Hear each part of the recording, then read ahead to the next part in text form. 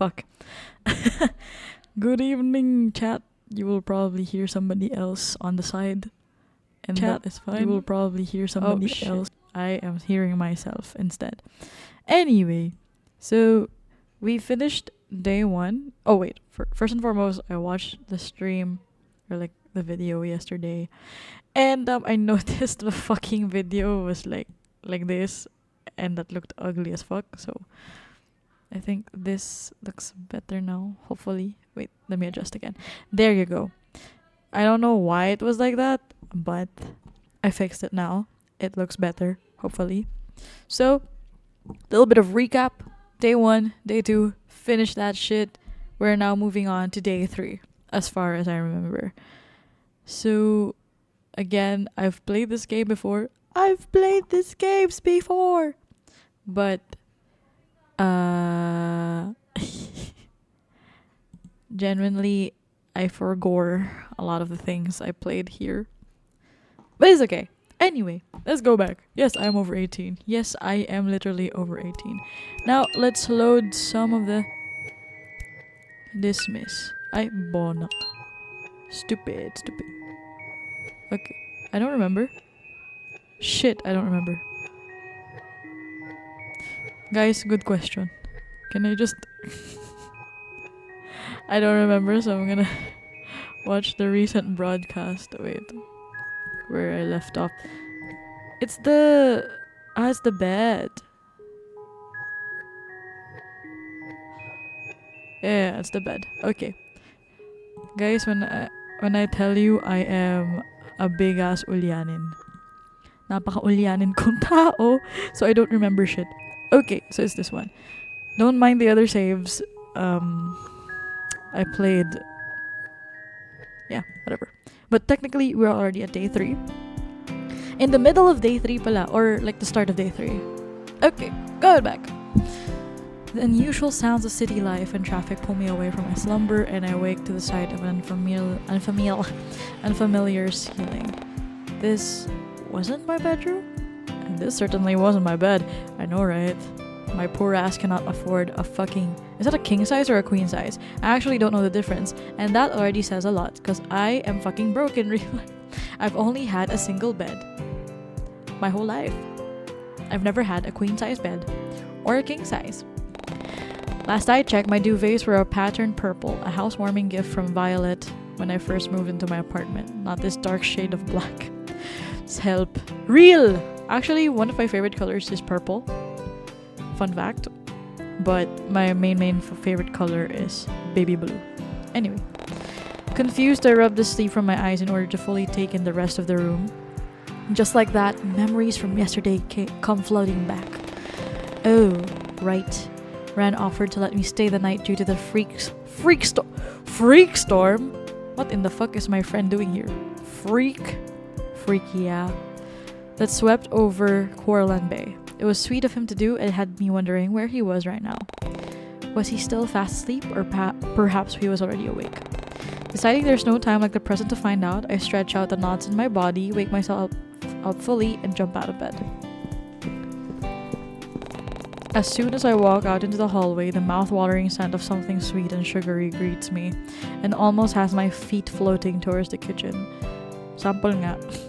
Oh, you know those Y3, Y8 games where you kind of like not seduce, but try...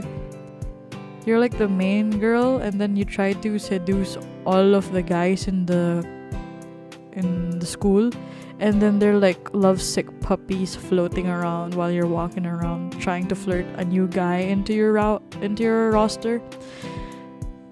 I'm not sure if people remember that, but that was childhood, bruh.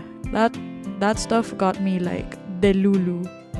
Nah, I'm gonna be like that, you know. But yeah, wait, I'm gonna put some doc here. Okay, just in case. Okay. Curiosity, or perhaps hunger, takes over my body, and before I know it, I find myself navigating through the maze of Ren's stupidly large apartment.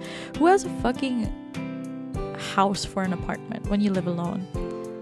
I mean, Genuinely, I guess for some people I get it if you have a family, but if you're alone, why do you have a big apartment? Like, you have so much room to clean, you have so much space that you don't need. I don't know, maybe that's just me. Like, it's so weird, but you know, preferences. Speaking of the devil.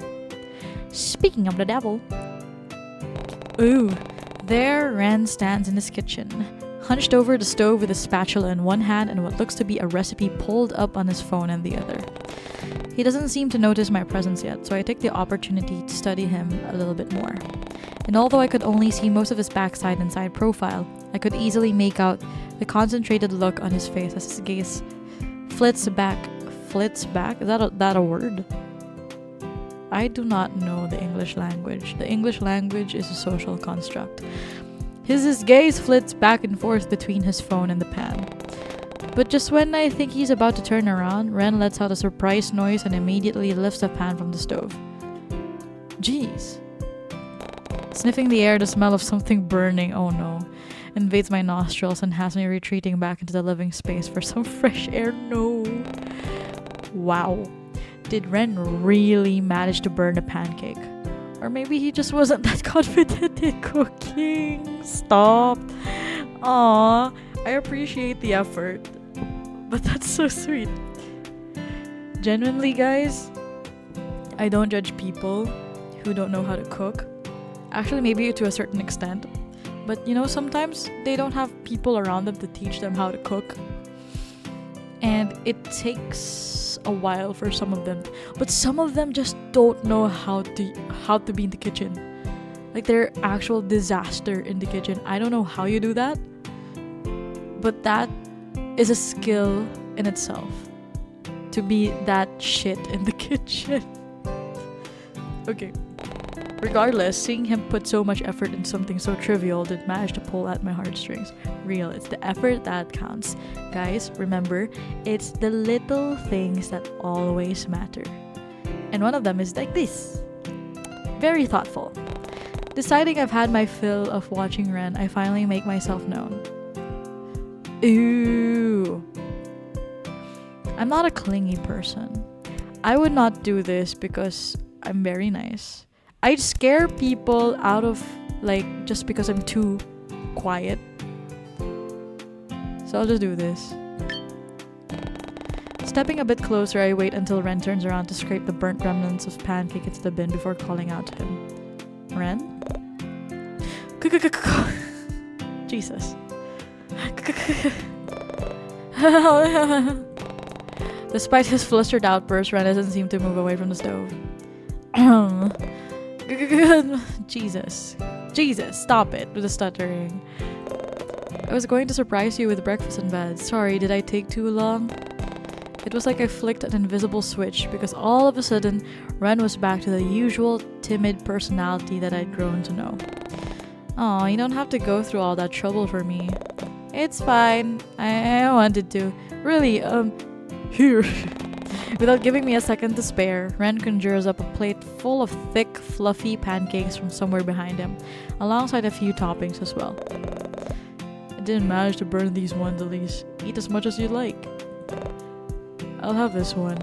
He gestures to the burnt pancake. No. Still stuck to the frying pan. No amount of washing and scrubbing would restore that pan to its former glory. Giving Ren a pitiful look, I deposit a few... Deposit? Ano to, bangko? A few fluffy pancakes onto my own plate before offering the rest to him as well. Ren, you've made enough to feed an army. Why don't we share? It's okay. I made them all for you, exactly how you like them. Oh, and how do you know how I like my pancakes? Deciding to tease him a little, I throw the lighthearted accusation into the air and hope that he'll catch it. Huh? Why don't I suppose... Don't people normally enjoy pancakes this way? I thought maybe... There he goes again, getting flustered beyond belief while his cheeks flush a deep shade of red. It really was adorable. Relax, I'm only teasing you. My character reminds me of someone. Okay, moving on. These pancakes are delicious, by the way. Oh, you were just joking. What does that even mean? Okay. His mood immediately seems to perk up when he hears my compliment. You like them? Really? You're not lying? Then I'll make them for you again in some time. Only if you want, that is. It's no problem at all. I really don't mind. Why do you look at me like that? The fuck? How about you just focus on eating first? Aren't you hungry? I snacked on a few pancakes while cooking them. Don't worry about me. You just eat. Do you want some different toppings? I've got more strawberries in the fridge. Something inside me told me that Ren was lying, but I didn't feel like calling him out on it. I'm good for now, but thank you, really. Seemingly satisfied with my response, or lack thereof, Ren lets out a pleased hum and instead moves away to busy himself with washing the dishes. My gaze follows him and I absent-mindedly catch a glimpse at the clock on one of the shelves. 8 o'clock on the dot. Wait a second. 8 o'clock? Shit, I was going to be late for work. Real. As if picking up on my panic behavior, Ren halts his movements and sends me a curious glance. Crap, I'm going to be late for work again if I don't leave now. I still need to walk home and get changed and... Hey! It's okay, Cole. Calm down. Look, your clothes from yesterday are washed and dry. Why don't you change into them and when you're ready, I can drop you off at work? Ren.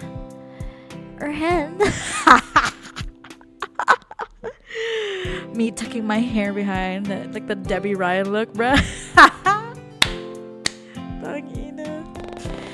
There I go again, relying on this enigma of a man and taking up too much of his kind hospitality. Bruh. I was already overstaying my welcome by using his dryer and sleeping in his spare bed, but now here I was, eating his food and being exactly 5 minutes away from getting a lift in his car. He really should be the one being called Angel instead of me. Thank you so much. I owe you my entire life. And I thought I was dramatic. Another day with you will do just fine. Jesus. Okay. His soft smile is the last thing I see before I head back into the guest bedroom to change. Before I can make it 3 feet away, Ren's voice calls out to me once more. Oh, but I should warn you. I don't exactly drive a car. What do you drive then? Turns out Ren didn't actually own a car like I expected. He owned a Dex sports motorcycle. I forgot he owned a motorcycle, not a car. He was that bad boy. He's that bad boy. All black, sleek, and scary. But what surprised me the most were the faded "Always With You" sticker decals that adorn the tank. So Ren was a fan of the webcomic as well? I always assumed the community was rather small. There wasn't much talk about the webcomic online, so it was nice to know someone else enjoyed it as much as I did. But just as I was about to bring the topic up, my vision goes dark as Ren places a helmet over my head with a smile.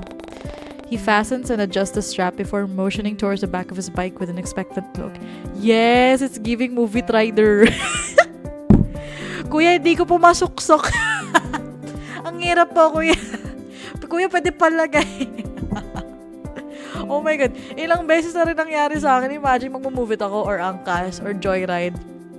And sometimes kasi, yung ano sa helmet nila, hindi mo masuksok. So, like, kuya, pwede po ikaw na lang maglagay. Nakakahiyate. Parang, but yeah. Yes, move it, Rider Hero.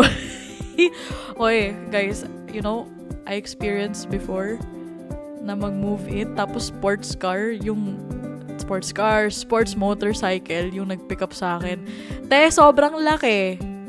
Yung height ko di kaya. As in, talagang tumalon ako dun sa bike ni kuya. Tapos, ang bilis talagang kumakaripas sa pag-drive. Dahil sa pagmaneho, feeling ko talaga kikitain na ako ni Lord nung araw na yun. Sabi ko, Lord, wait lang. Gusto ko pa makapunta dun sa destination ko. Hindi sa destination mo. Alam mo yun? Oh my goodness. Anyway, Admittedly, I was a bit hesitant to hop on that thing, but Ren assured me that he'd tell me what to do and keep me safe the entire time. Balance lang yan, boy! Daunting couldn't even begin to describe how I felt when the engine turned on, and I was certain Ren had scratch marks with how tightly I was clinging to him, but I somehow came out of it unscathed. I even managed to bag myself a nice warm hoodie that smelled like Ren, even if its only purpose was to protect me from the wind and flying debris. Oy, real bro. Pag sobrang bilis ng motorsiklo, parang, lilipad ka eh. Lilipad eh. Ibon lipad. And when we parted in front of the library with a friendly goodbye, Ren waited until I was inside the building before taking off. But I barely make it 3 feet inside before a mess of blonde hair enters my field of view and almost knocks me over.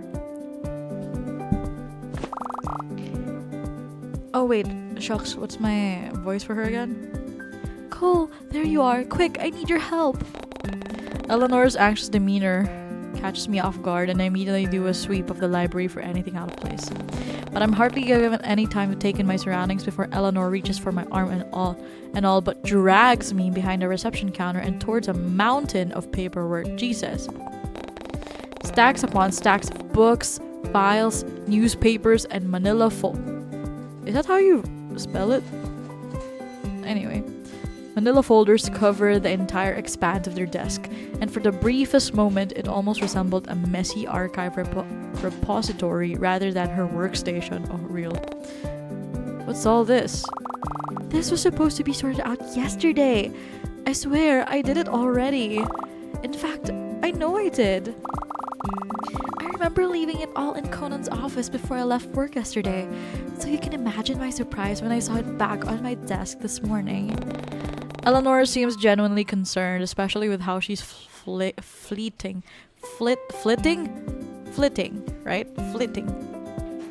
about and pacing back and forth in front of me. It was almost like she'd seen a ghost, and if I didn't know any better, I honestly would have believed it. Please help me. If Conan finds out I somehow messed up again, I don't know what will happen. Hey, don't worry, Elle. I'll help. And I doubt Conan will get mad. You know how he is. I suppose you're right. Her shoulders seem to visibly relax at my words and she slumps into her chair with a heavy sigh. Thank you so much, Cole. Do you think you can manage a stack of books? I'll handle all the files.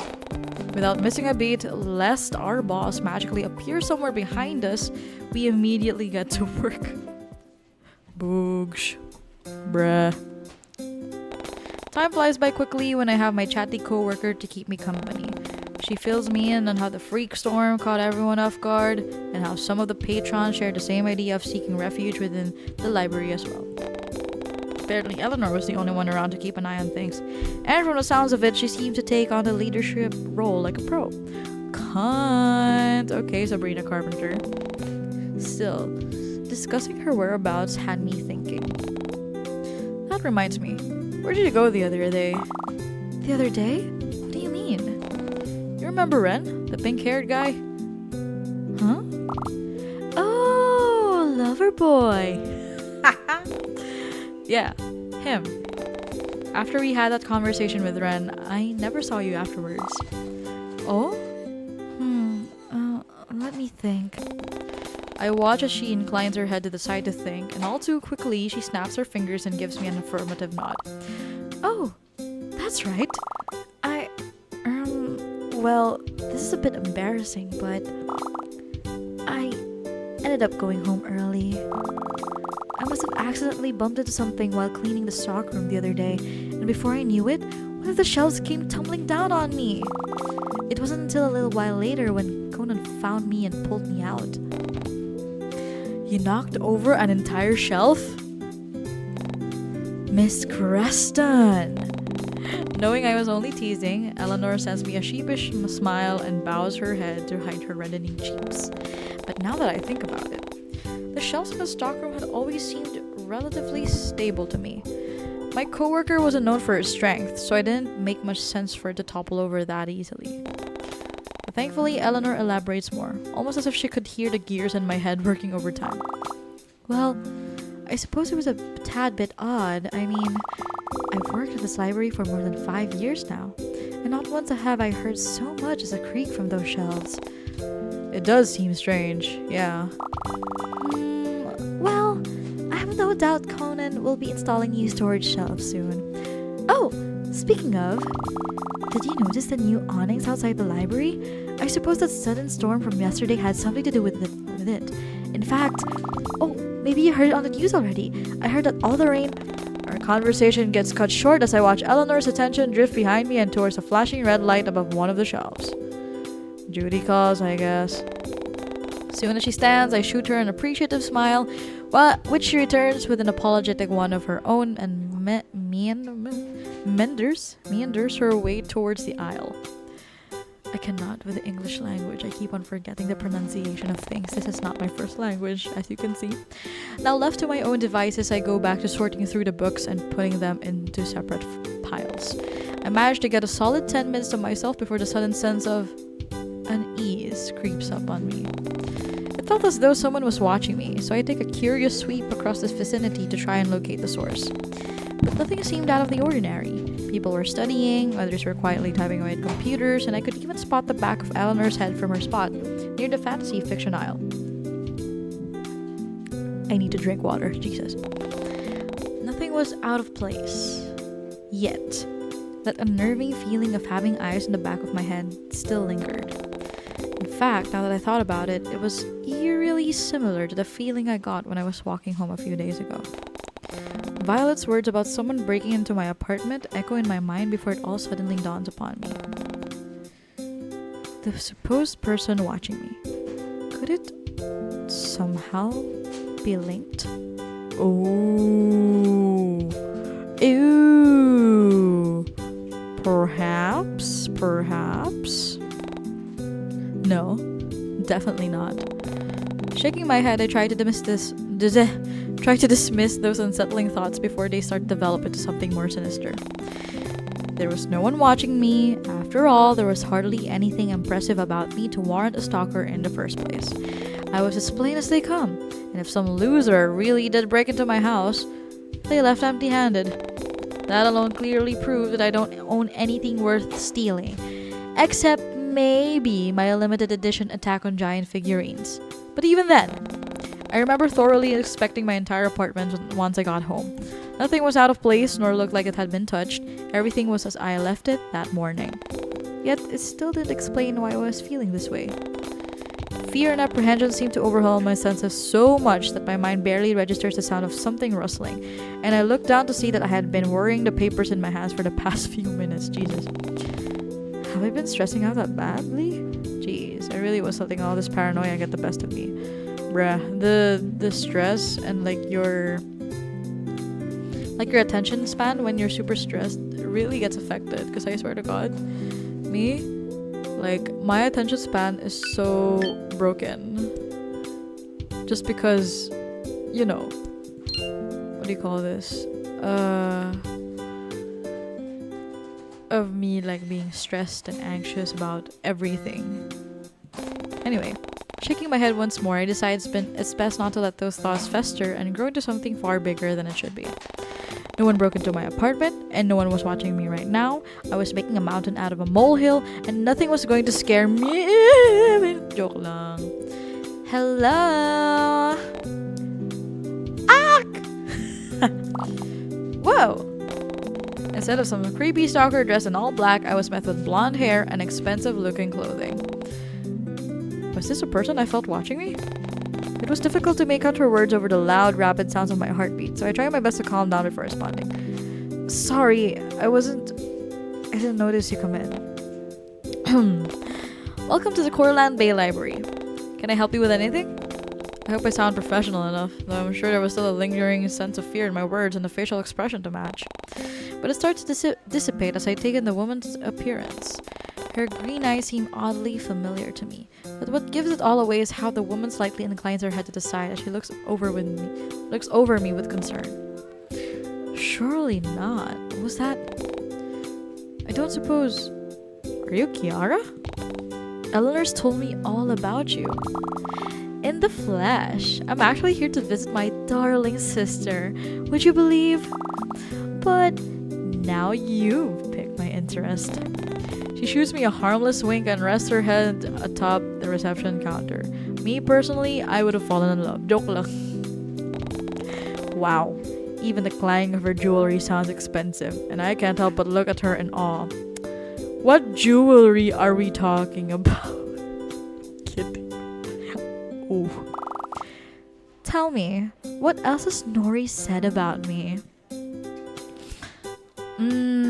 I think this. Oh, really? When did she say that? It would have been nice to hear it coming from her. Ah, well, I'm sure you're well aware of how shy little Nori can be sometimes. Cole! As if summoning Eleanor herself, she emerges from somewhere behind me and joins us at the front desk. Kiara, what are you doing here? There she is! What? Am I not allowed to see my little sis? I'm at work right now. He could have texted me in advance. But I wanted to surprise you. And look, I come bearing gifts. At that, Kiara placed down a few bags branded with high-end prints and designer logos. Damn. Sorry, darling. If I knew I'd be meeting you here, I would have brought extra. But I'm sure there's something for you in one of the bags as well. Pick whatever Eleanor doesn't want. I genuinely wished I could be rich enough to say something like that. Real, bruh.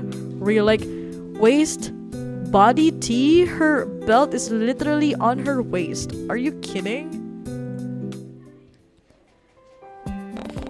I mean, belts are supposed to be on your waist, but I just don't have the hourglass waist. Anyway, the sisters seem fully engrossed in each other's presence, so I leave them alone so that they can have their moment to catch up.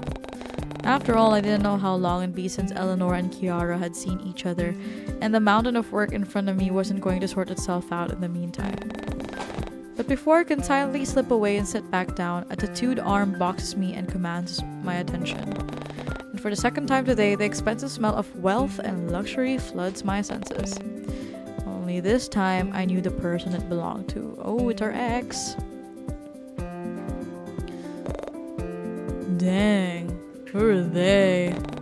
Seemingly out of nowhere, Tio appears with that familiar smirk on his face and an unbothered drawl in his tone.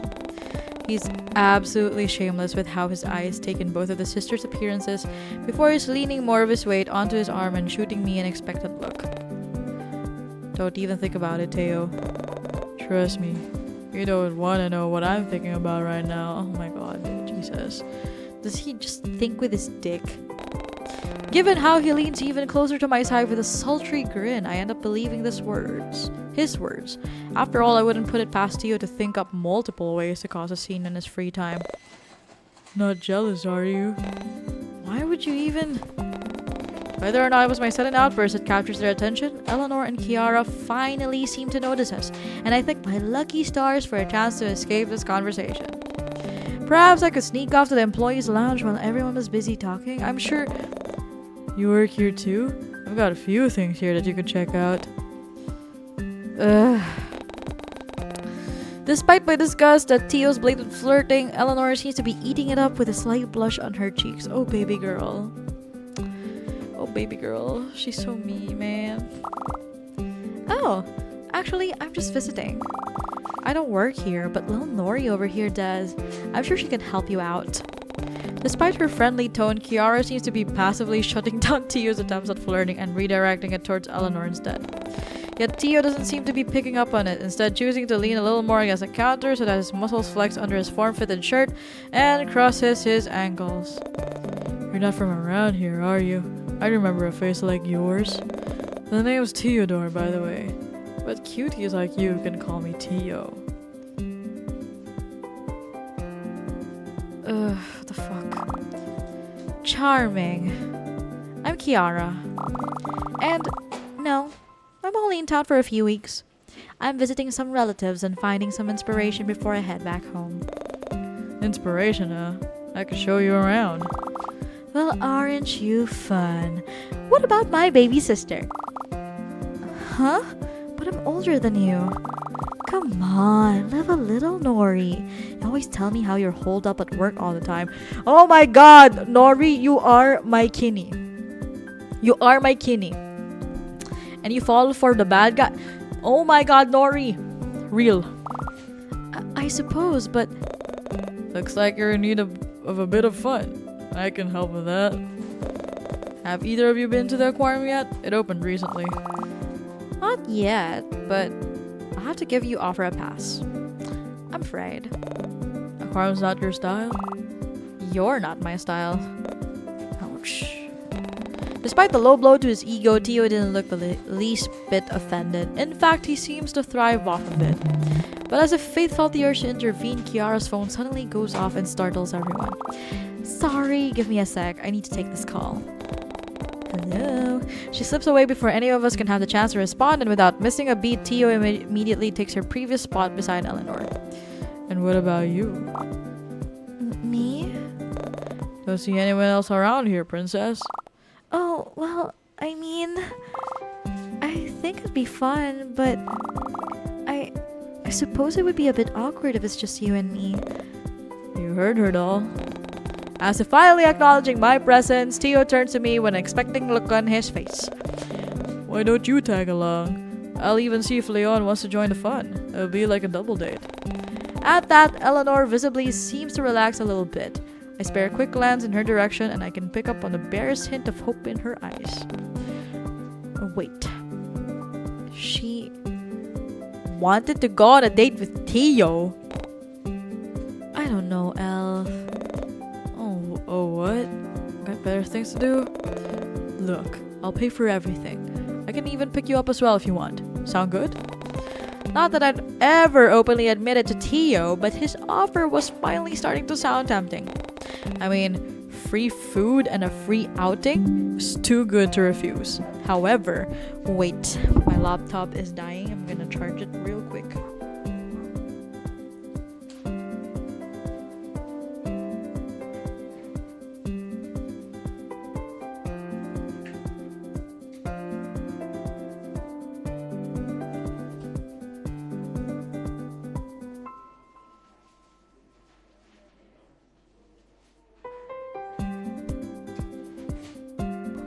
I'm back, broskies.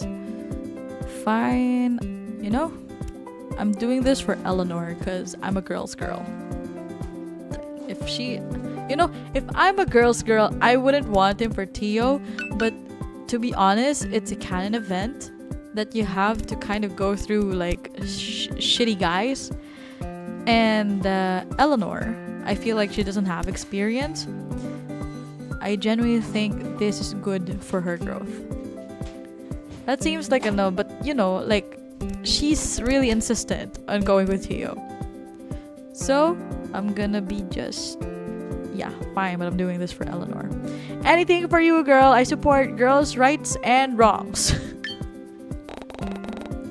Eleanor seems to brighten at that, and her smile just about it makes it all worth it. Atta girl. You weren't gonna chicken out on us. Oh my god. Then it's settled. Leon and I will meet you both here tomorrow after work. What time do you finish? Around... Oh fuck, I forgot his voice. There you are, Cole. Oh, I didn't realize you were busy. Finally, it was as if someone had heard my prayers this time. Thank you, Lord, for my guardian angels. Conan emerges from somewhere behind me and what was up with that today? And offers me an escape from the current conversation. Then without missing a beat, I turn towards my savior and spare him a thankful glance. I make sure to silently apologize to Eleanor as well, clearly uneasy with the thought of leaving her alone with Tio. But she seems all too happy with how she subtly shoos me away with a hand behind her back. Oh baby girl, look at her, look at him, like...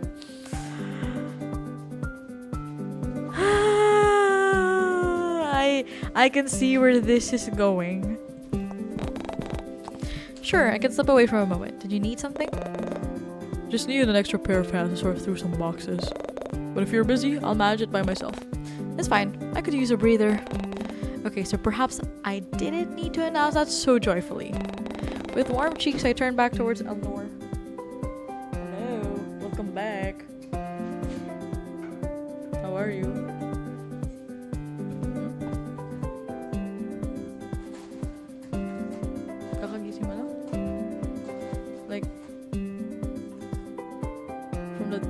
close the door?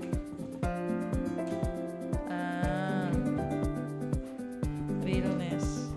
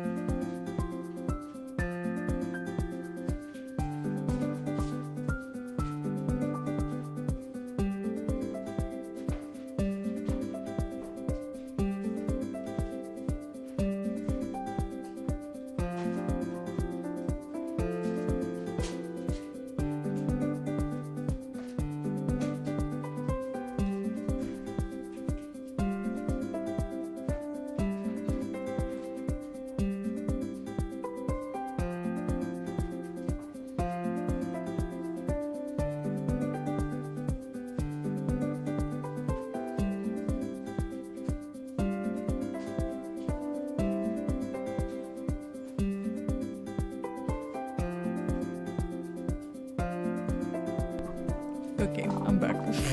Help. And then with warm cheeks, I turned back towards Eleanor and Tio to send them one final apologetic look before following after Conan. Bruh. Apologies for this. I didn't mean to steal you from your friends. This happened to be sorting through all of the books a coworker managed to knock over this morning and making sure they were all in the correct category before putting them back onto the cart. It felt eerily similar to what I had been previously doing with Eleanor, only this time they weren't any Tio-shaped annoyances to keep me company. But man, I swear, Conan had to be the only boss who would be perfectly fine with their employees slacking off to talk with their friends instead. He hadn't said a word about Tio, and possibly Kiara too, depending on how long he'd been standing beside me, or behind me, and seemed more than okay with us huddling around his reception desk. Deciding not to push my luck, I returned Conan's soft look with one of my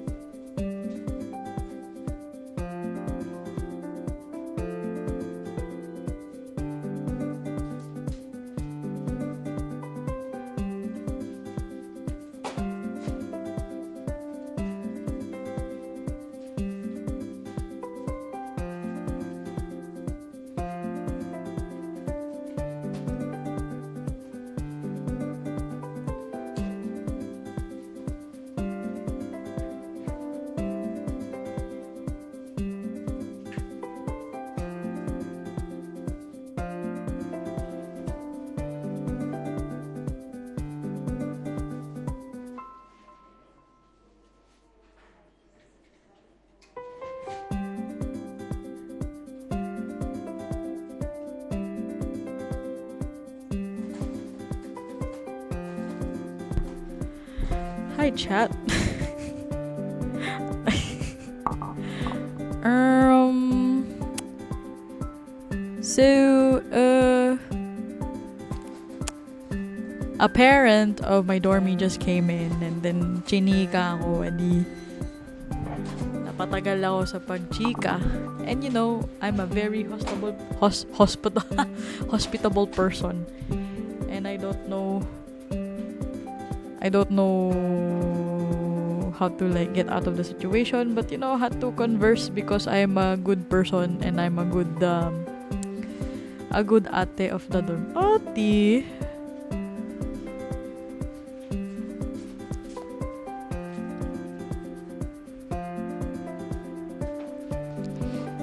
Okay. Moving on, guys. Shucks, man. Deciding not to push my luck, I returned Conan's soft look with one of my own. It's fine. Don't worry about it. I've been meaning to ask you something, actually. Has everything been going alright with you? Nothing shady has been happening lately? You are too much of a dad. Can you stop? What do you mean? You haven't heard the news? There's been a few murders happening in the Bay Area recently. Admittedly, I have been worried for your safety as of late. You live by yourself, correct? Yeah, but my neighbor checks in with me almost regularly. Now that I think about it, she's also been concerned for my safety. That's good. I'm glad. Listen, if something ever happens, Conan awkwardly glances over his shoulder before returning his gaze back to me. Nothing but sincerity stares back, and I find myself in a stunned silence. Here, it's my personal number. But due to the lack of clarification, I ended up sending him a confused look instead of thanking him. I know you've only recently moved back to Kwartland Bay, but you've yet to put someone down as your emergency contact. I'm worried you haven't have any. Well, you wouldn't. Yeah, I cannot. Oh my god, I licked my microphone. I'm worried you won't have anyone to call in case something does happen. I want to make sure you're safe at all times. Oh, thank you, Conan. Of course. He gives my shoulder a gentle pat before resuming his original task. The conversation falls back into an easy, comfortable silence, and I pocket his number before pouring all of my focus towards the books laid out in front of me. Cunt, guys, cunt. The rest of my shift passes by uneventfully, and at some point, Eleanor informs me that Kiara had to leave for a work-related matter and wouldn't be coming back for a few days. She'd even asked Eleanor to give me her number as well, alongside mentioning something about sharing more embarrassing stories about little Nori the next time we talk. Whatever that meant. Still, it was really nice to finally meet Eleanor's sister, and it was even kinder of her to give me a fountain pen before she left. Ooh. Or, at least I assumed it was Kiara. I found the expensive-looking box sitting on my desk once I returned, and I wasted no time in opening it up and examining the contents. The pen itself appeared to be made from extremely high-quality materials, and the cursive C+R logo looked rather fancy under the light. I made a mental note to get something for Kiara as well, before pocketing the pen next to Conan's number and packing up my belongings for the day. But as I am slipping out of the library's back door, I notice a familiar broad backside, a patch of blonde hair, and a bright red Hawaiian shirt standing near the alleyway's entrance. Oh y'all, what's up? As if sensing my presence, Leon turns around and greets me with one of his familiar warm smiles. Good day, doll. Been a while. He sends me a toothy grin before making space for me within the group. Eleanor greets me with a delicate wave, and Tio looks moderately annoyed, as usual. Tio is just introducing me to Eleanor and yawning on about his little outing he has planned. Hey, how come you never told me you've never been to the aquarium before? Makes sense though. I reckon it was built a bit after you left the bay, right? So I doubt you had time to check it out. Pretty much. Most of my free time has been taken up with moving and unpacking boxes. Couldn't help but find myself agreeing with his words. It was crazy how Leon seemed to know me so well, even though we hadn't had the chance to speak to each other like this in a while. But I'm curious to see what it's like. What about you, Nori? I couldn't help but let Kiara's nickname for her slip. Oh, yes. I'm the same.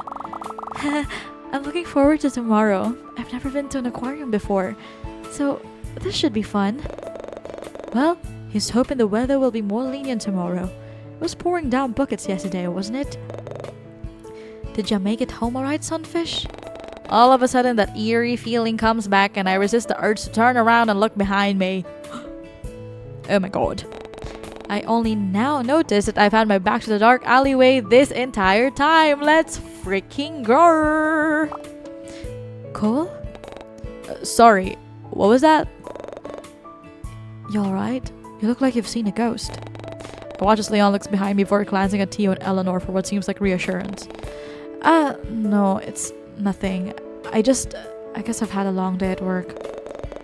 Nah, I got it. Feeling tired? You just head on home then.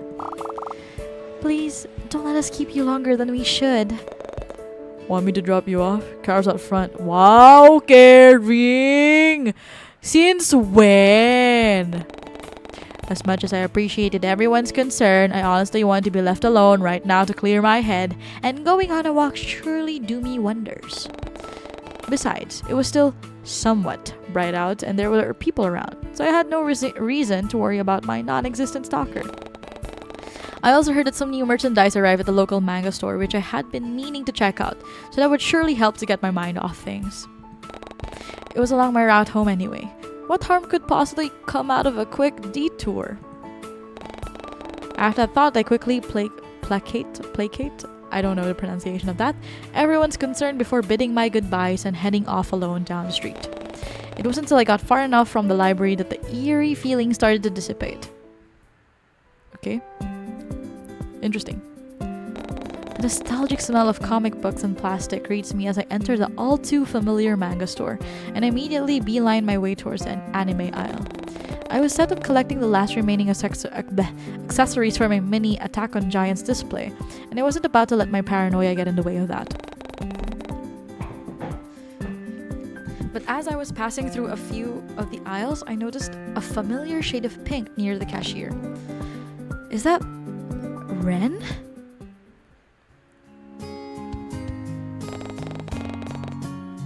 Oh. Why he kinda...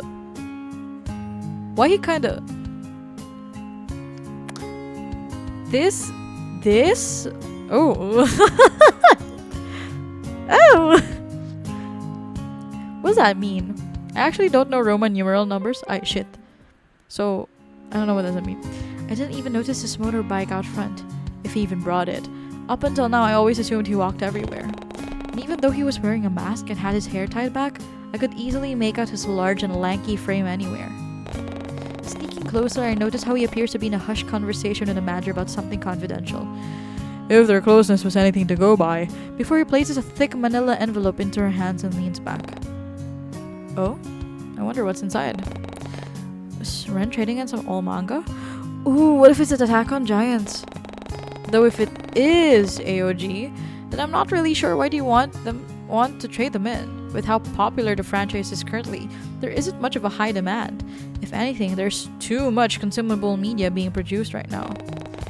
Everywhere I go, all I see is Haruko, and I wouldn't have it any other way.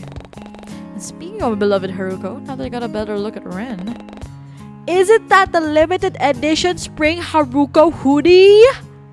What a freak! I thought they weren't selling them anymore. But just as I'm about to make myself known to ask questions, Ren is already turning on his heel and slipping behind a large racks filled with cosplays and gaming-themed apparel. Oh, he gone.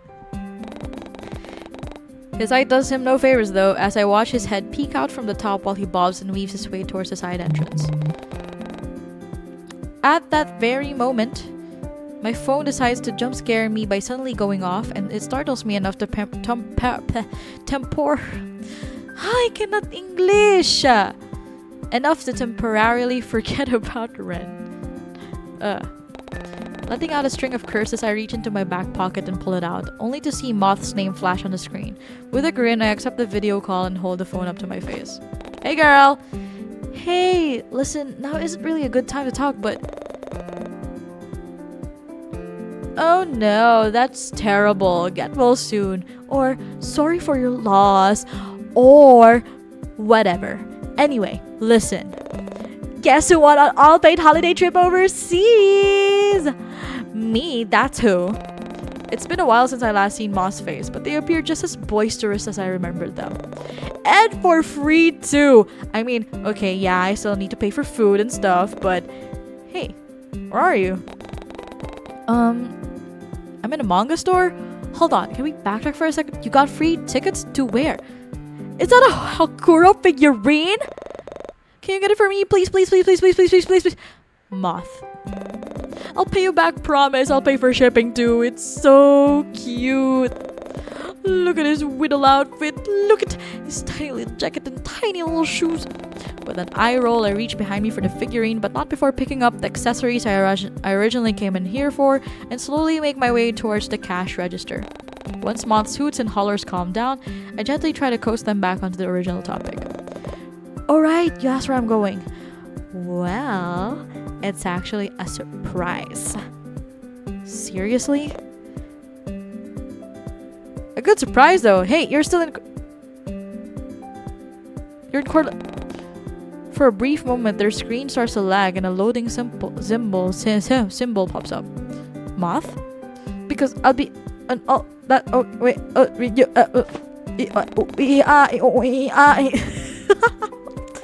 Their voice cuts in and out, giving an almost robotic effect before the screen eventually fades to black. With a heavy sigh, I ended the call and shoot Moth a text to let them know what they got disconnected yet.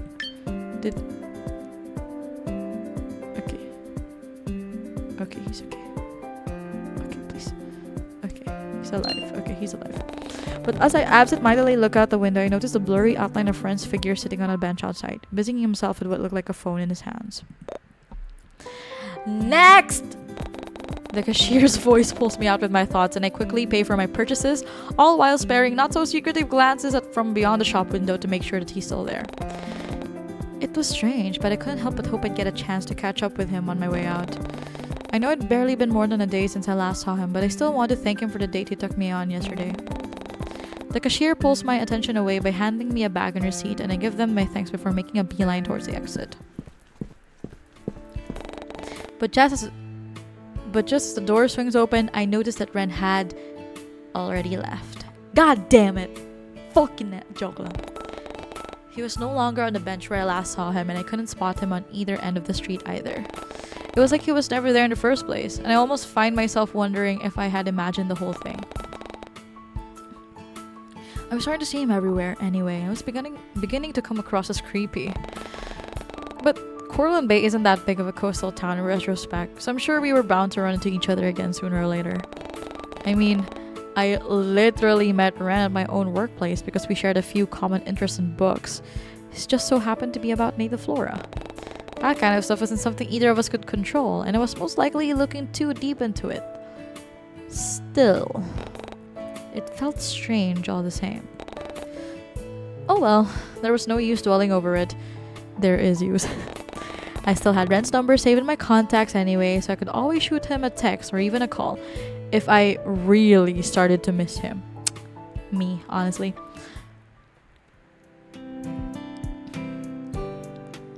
It was beginning to get dark once I arrived back at my apartment complex, so I quickly ushered my way up the staircase and onto my floor. But as I'm making the long trek up the stairs, I bump into someone lingering around the corner and almost end up tumbling down. Whoa!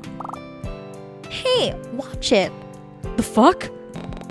Glancing up, I noticed the cashier from yesterday who was glaring daggers at me while I tried to steady myself with a railing. That was Olivia, wasn't it? She makes no effort to help me, though she does move to the side in order to give me space at the top of the stairs.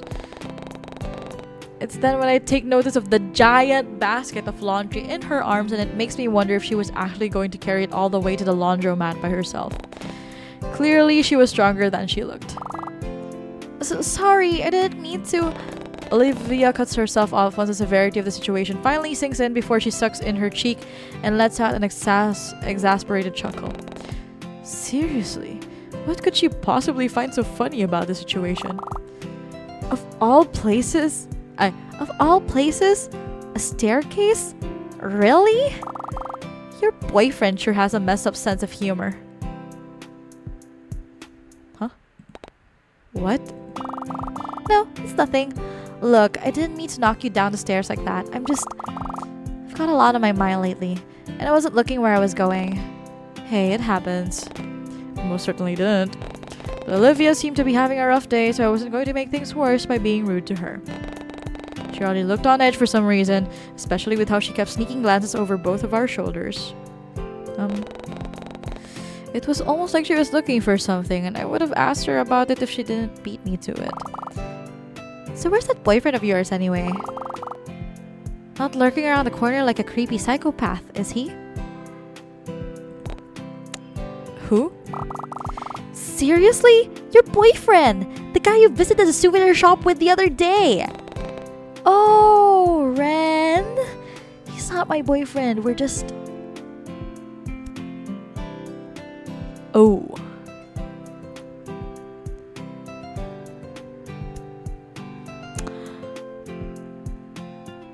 I mean, he did introduce himself as my boyfriend, and wait, I'm pressured.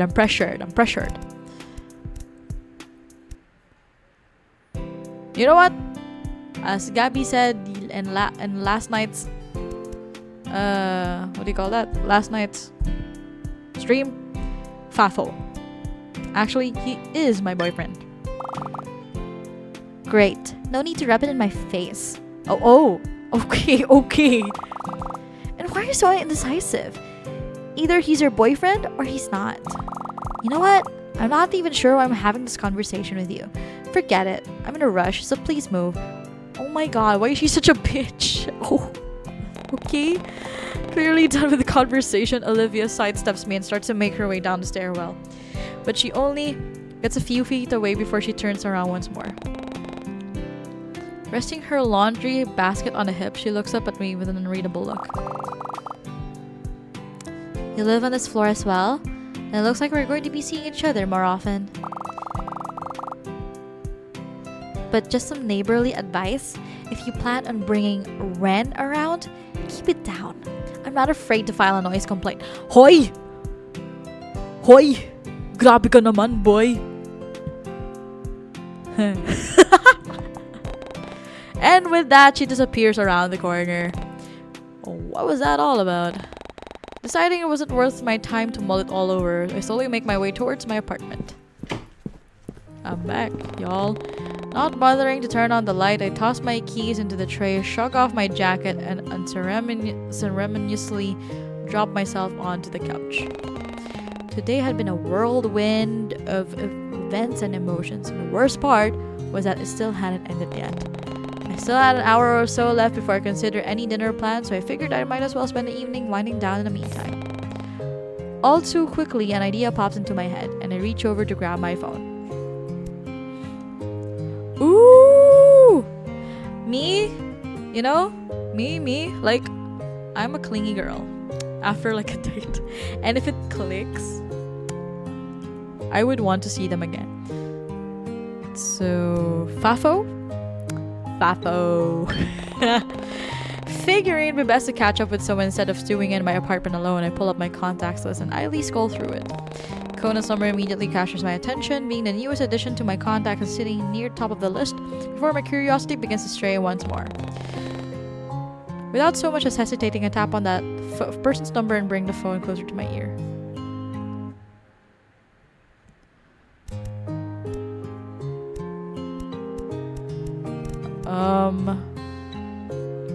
He's very insistent. But yeah, I would actually call Ren. Let's call Ren. Oh. Okay. Odd. I don't remember scrolling all the way down to view his contact details. Nevertheless, I find myself tapping on Ren's name and bring the phone closer to my ear. He picks up almost immediately, and I can practically feel the excitement and mauve flowers expelled from the screen and hit me in the face. And before I know it, Ren has agreed to come over as soon as he can, so I quickly turn the lights back on, clean the place up a bit, and anticipate his Oh, he's coming over, guys. That's crazy. It's okay if you file a noise complaint. Barely 10 minutes pass before I hear a loud knocking at my front door. Almost immediately, I leap to my feet and unlock it with a smile. Ren, hey, come on in. I see you're still wearing my hoodie. I also brought some takeout with me, if that's okay. I figured you hadn't had the chance to eat yet. Whoa, how'd you know? It's like you can read minds or something. Don't look at me like that. Barely registering the look on his face, I gently coax Ren into my living room. He makes himself at home on my couch and I bring a few utensils from my kitchen for the food so he kindly brought. Oh, by the way, were you at the manga store earlier today? I thought I saw you there. Yeah, I know you did. I mean, because I saw you as well. After I left. I noticed you through the window. Well, that seemed to confirm my thoughts about Ren sitting outside the store. Stabbing my fork into the food, I take a bite and let out a pleased hum from all the delicious flavors dancing on my tongue. Really? You should have said hi. I thought about it, but you seem really focused on something. And then you got a call, so... Ah, yeah, that was my friend Moth. Oh, that reminds me. Ren. At that, his full attention is immediately on me. Takeout long forgotten as the taller male moves in his seat to face me. Jesus. You like Attack on Giants too, don't you? I mean, your hair and outfit. It was inspired by Haruko, right? I know I must have been coming out a bit strong, but Ren and I have been getting to know each other a bit better over these past few days. And somehow I knew he wouldn't freak out as much if he knew about my more nerdy side. Sana all! Sana all! Sana all! Sana all, nakakainis. Sana all, sana all, sana all, sana all, sana all. I need that, bruh. I need that in my life. Man, like... someone who's like willing to listen to whatever you want to say. Like, slay, bruh. I would love that in my life. Anyway.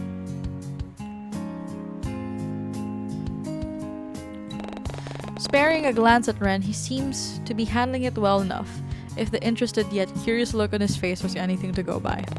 In fact, Ren seems almost on the edge of his seat with how intently he's staring at me. He must really be interested in Haruko as well to garner this sort of reaction. In some way, it was comforting to know he shared a few more similar interests.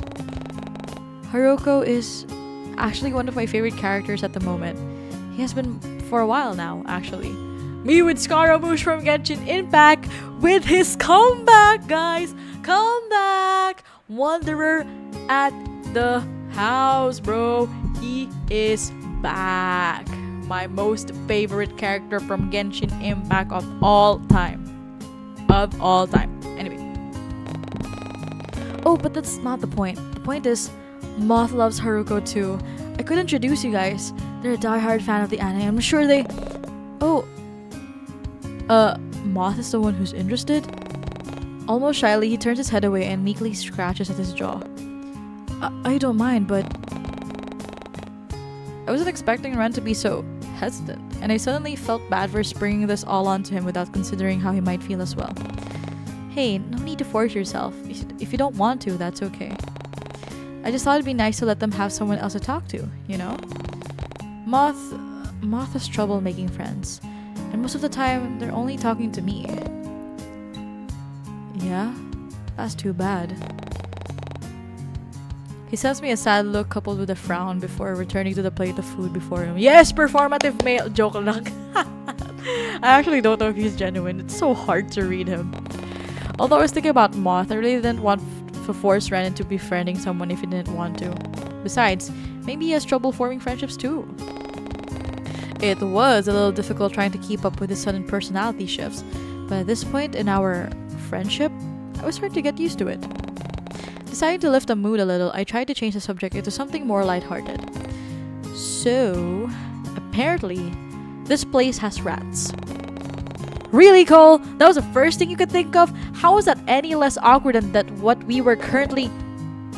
Actually, I didn't want to say anything, but... I think I saw one on my way up here. It probably made itself a home in that busted elevator shaft. Seriously? Wait, do you think you could come with me and explain it to my landlord? I swear, You're Your landlord isn't doing anything about it? No! I collapsed into the sofa with this is so me. OA, pre. Exactly, man. He doesn't do anything. O, diba? OA, OA. OA kung OA. Stop. What the heck is that? Whoever that is, that's weird. I honestly don't know what they're doing, if I'm being honest. I've sent so many complaints but haven't received a reply for any of them. Really? Have you considered just moving? Quite a few times actually, but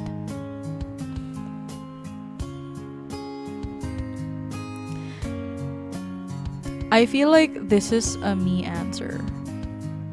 This place has its charms. 'Cause when I choose a place, and sometimes it could be shitty, but the fact that, you know, it's close to where I'm working, and like my house is super, like my apartment is super cozy, and I like to keep it cozy. So yeah, the place has its charms. I mean, it was a bit overwhelming during the first month, but once you look past the smashed windows and broken elevators, the place is actually really nice. It's cozy and has its charms, and there's barely any exactly.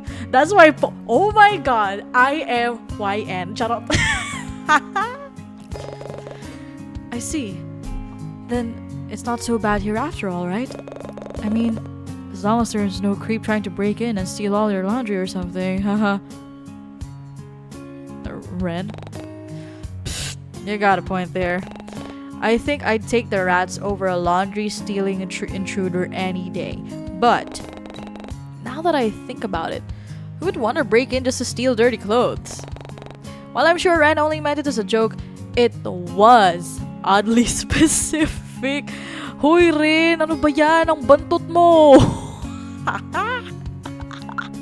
Ang bantot! I just figured that's what normal creep behavior would be. You have a great sense of fashion, and I see your TV still here, so... yeah, I guess it would be difficult to lug that down the staircase. They probably should have asked the rats for help.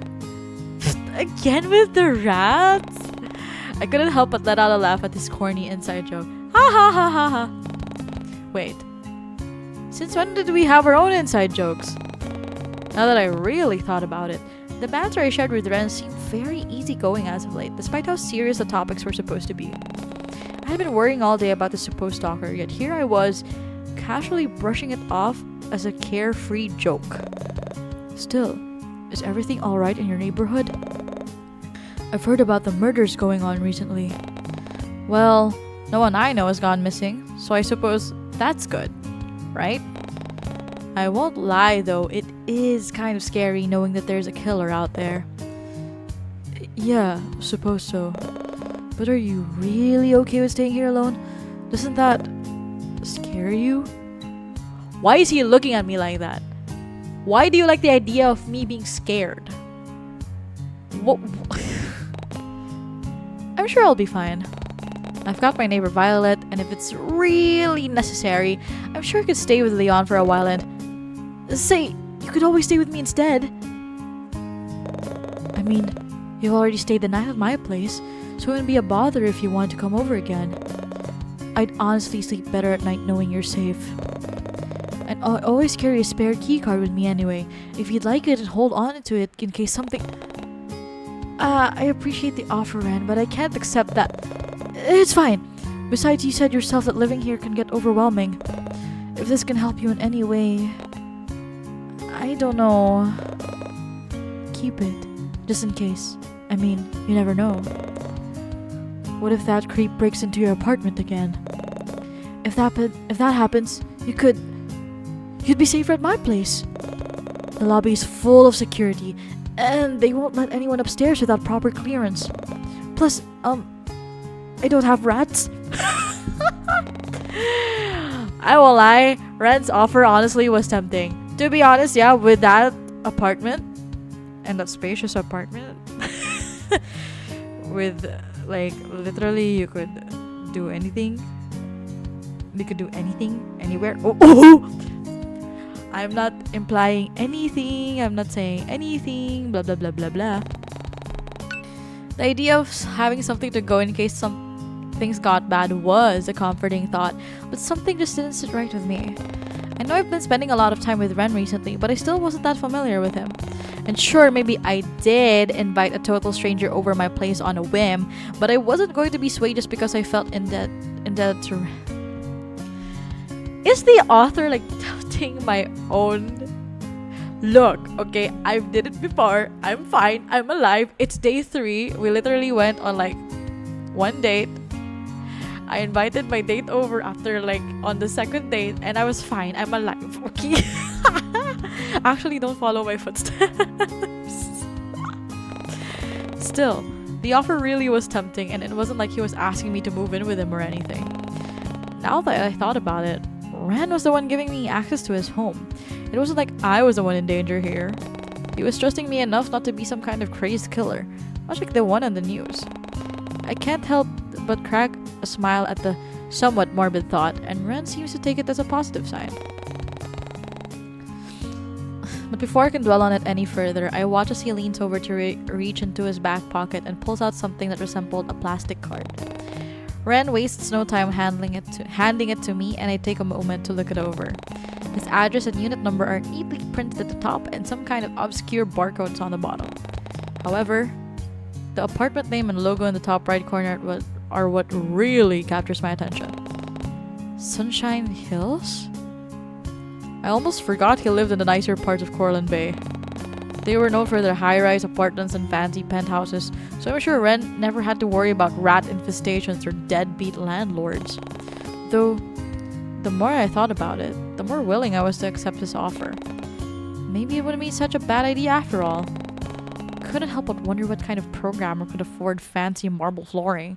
But as always, Ren remained a mystery to me. If this opportunity meant getting to know him better, maybe it'd be worth it. Me personally, a good house, why not?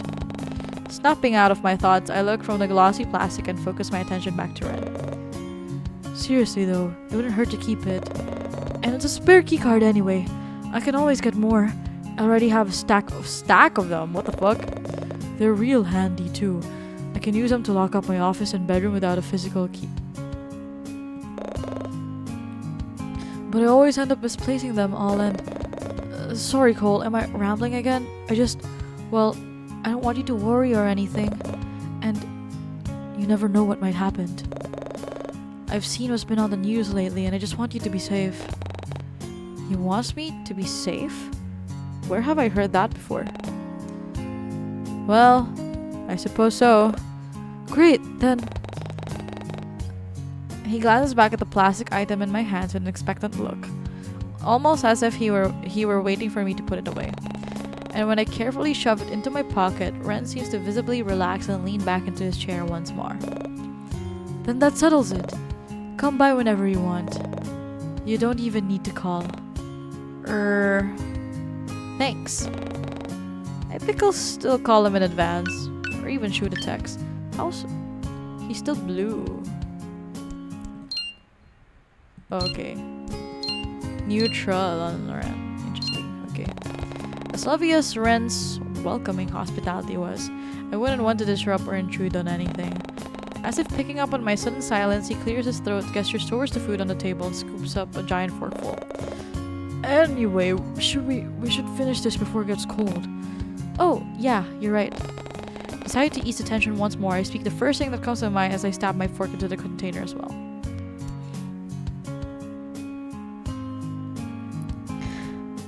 Fafo, guys. Fafo. You've got some crumbs on your face. Before I can stop myself, I reach out towards Ren's face and gently wipe away the crumbs from his cheek. My fingers brush against his bottom lip, and I can't help the slight tinge of pink that blooms on my cheeks.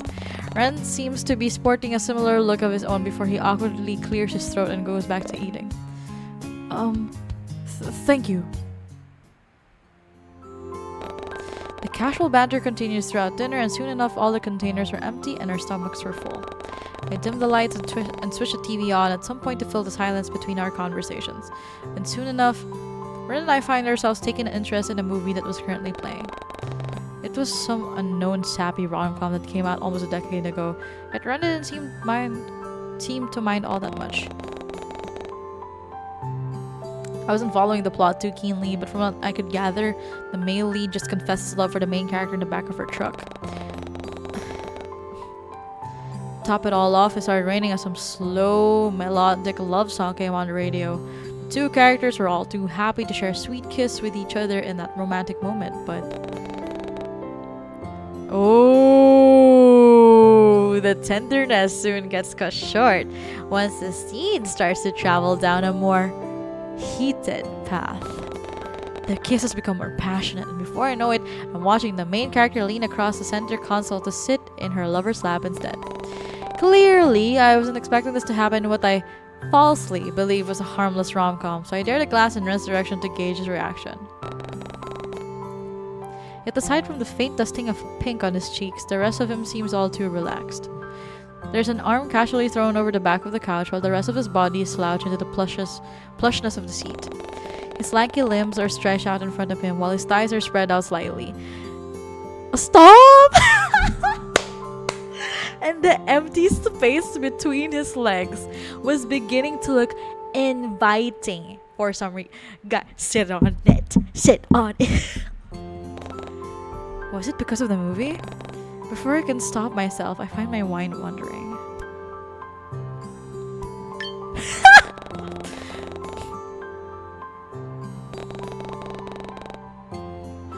It seems I was right. All strange watching Fearless sisters on each other. Even more handsy with each other, and when it starts to become too much to bear, I impulsively change the channel. No. You know, I've played Day 3 in a different, like non-streamer mode, and this ended up something else. I'm not gonna say anything, but I swear to God, it was so good. And a monotone voice knowing about the weather fills the silence, and I feel the couch move as Ren shifts in the seat. That was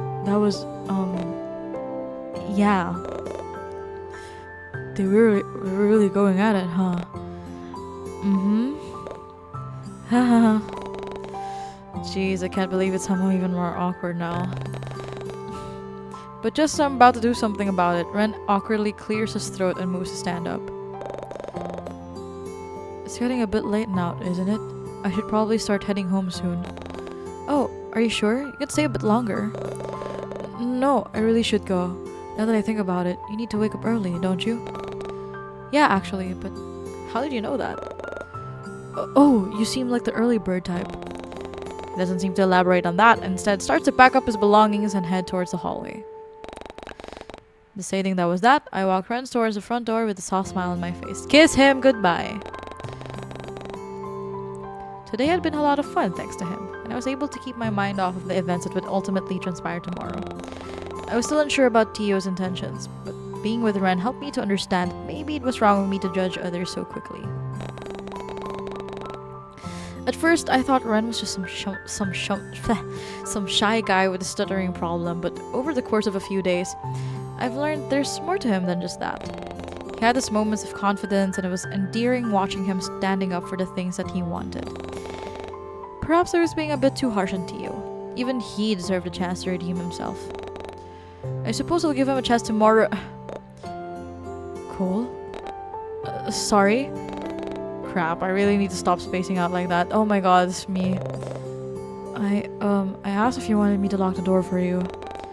It suddenly hit me like a ton of bricks. I was still standing in the hallway while Ren was already waiting for me at the door, so I quickly rushed over to him with a flushed expression. Sorry, I was just busy thinking. I can lock it. Thanks though. Haha, you do that a lot. It's cute. Shut up. Joke lang. I almost rolled my eyes at his words as I leaned against the front door and watched Ren awkwardly shuffle on my doormat. Thanks for today, and sorry for taking up so much of your time. Not at all. Thanks for coming over. Get home safe, okay? Ren's eyes seemed to light up the moment I voiced my concern over him. Yeah, okay. I will. You too. Or, I mean, you're already at home, so Go to bed safe or sleep safe. Sleep well? What am I? I can't help but chuckle at his panic stare, and Ren seems to settle once he hears my laughter. Good night, Ren. Good night, Cole. I'll see you tomorrow. The sound of the door shutting drowns out the ending of the sentence.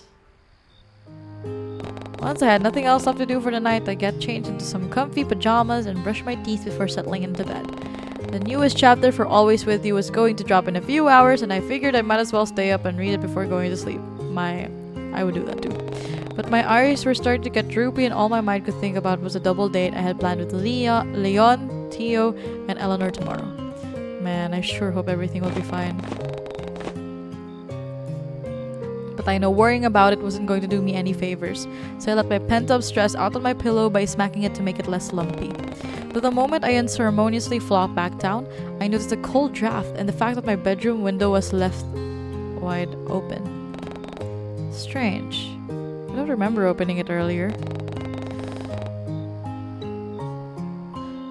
With a groan, I get up from my bed to go and close it, but once I lock it shut, something moves from within the shadow and startles me. Squinting, I can barely make out the black mass moving through the gaps in the fire escape balcony. What was that? A person? Huy, tong ina.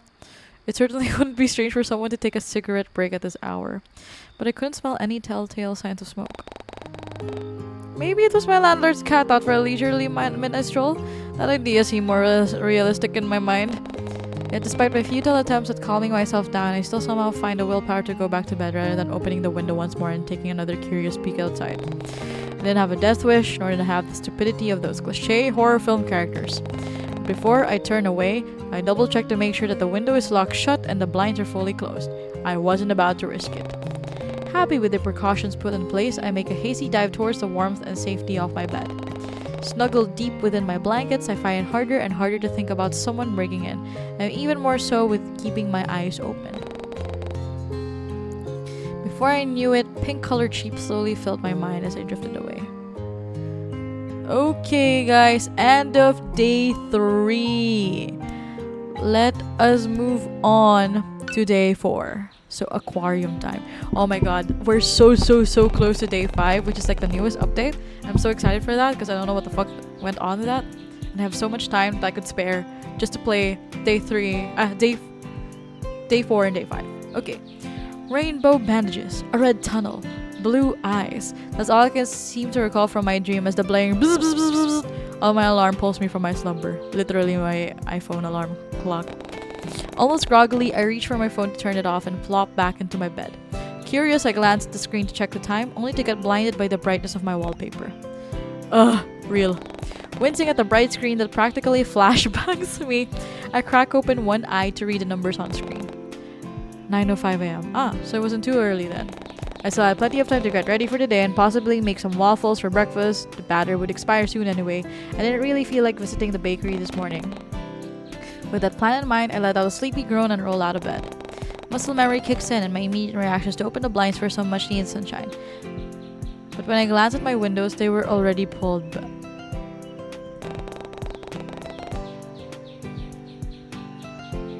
I don't even need to read that. You guys read that? What the fuck? In fact, I was confident I did because there was no way I'd be getting any sleep after finding out the potential stalker was creeping outside my window. Don't tell me someone broke in again. I try not to focus on the twang of dread slowly building up inside the pit of my stomach. I wasn't about to get worked up again, and so early in the morning too. Ugh, this is not what I needed to start my day with. Deciding not to dwell on it for now, I stand up and gradually work out the kinks in my body. No way was I going to let this ruin the outing I had planned with Theo, Eleanor, and Leon. Oh yeah, I almost forgot. We were supposed to go to the aquarium today. With that in mind, I make a mental note to dress appropriately as I walk over to my closet. Absent-mindedly, I run my fingers across some of my clothes before pulling something cute from the rack. My usual style has never let me down before, so I decided to stick with a theme and wear something similar. I pick out a few more matching pieces and accessories before giving them all a cursory glance. Feeling satisfied with the items I chose, I nod in approval before heading to the bathroom to change. I doubt the hot water would work this early in the morning, so having a nice refreshing shower was definitely out of the question. Well, not that it really mattered. I still need to buy some more shampoo anyway, and... Oh? Strange. Was my toothbrush holder always a solid black color? Could have sworn it was gray.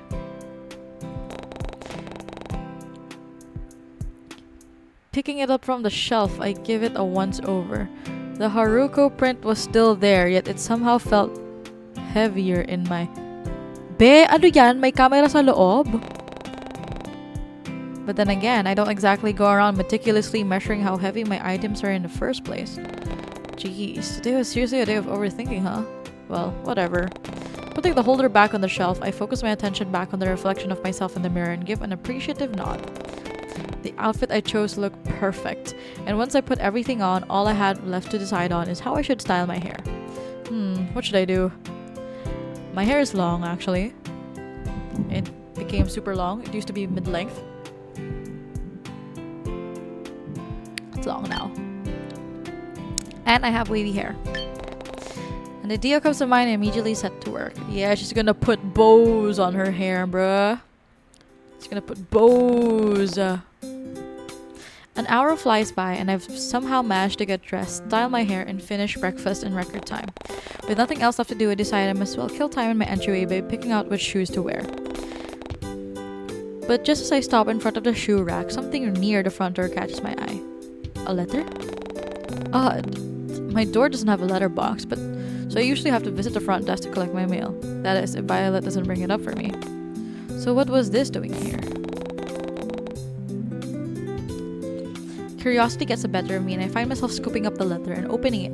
Inside was nothing more than a folded note written in red ink and... Was that a lock of light blonde hair? What the... Did this belong to Eleanor? A chill runs down my spine once I realize what exactly this item is. And I hesitantly scan the rest of the note for answers. It simply read, I think she might need a new lock as well, don't you think? And don't bother warning her about this. I'll know. What the fuck? Let's keep this between us, alright? It'll be our little secret. What the hell?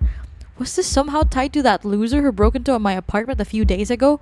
Or was it someone else entirely? Though admittedly, whoever this stalker was, they were honestly doing a pretty bad job at making their intentions clear. I mean, what exactly were they trying to accomplish by doing this? Wait, let me check the people. Okay, they're alive, right? Oh. Jesus. Olivia, chill, man. Chill, girl. Like...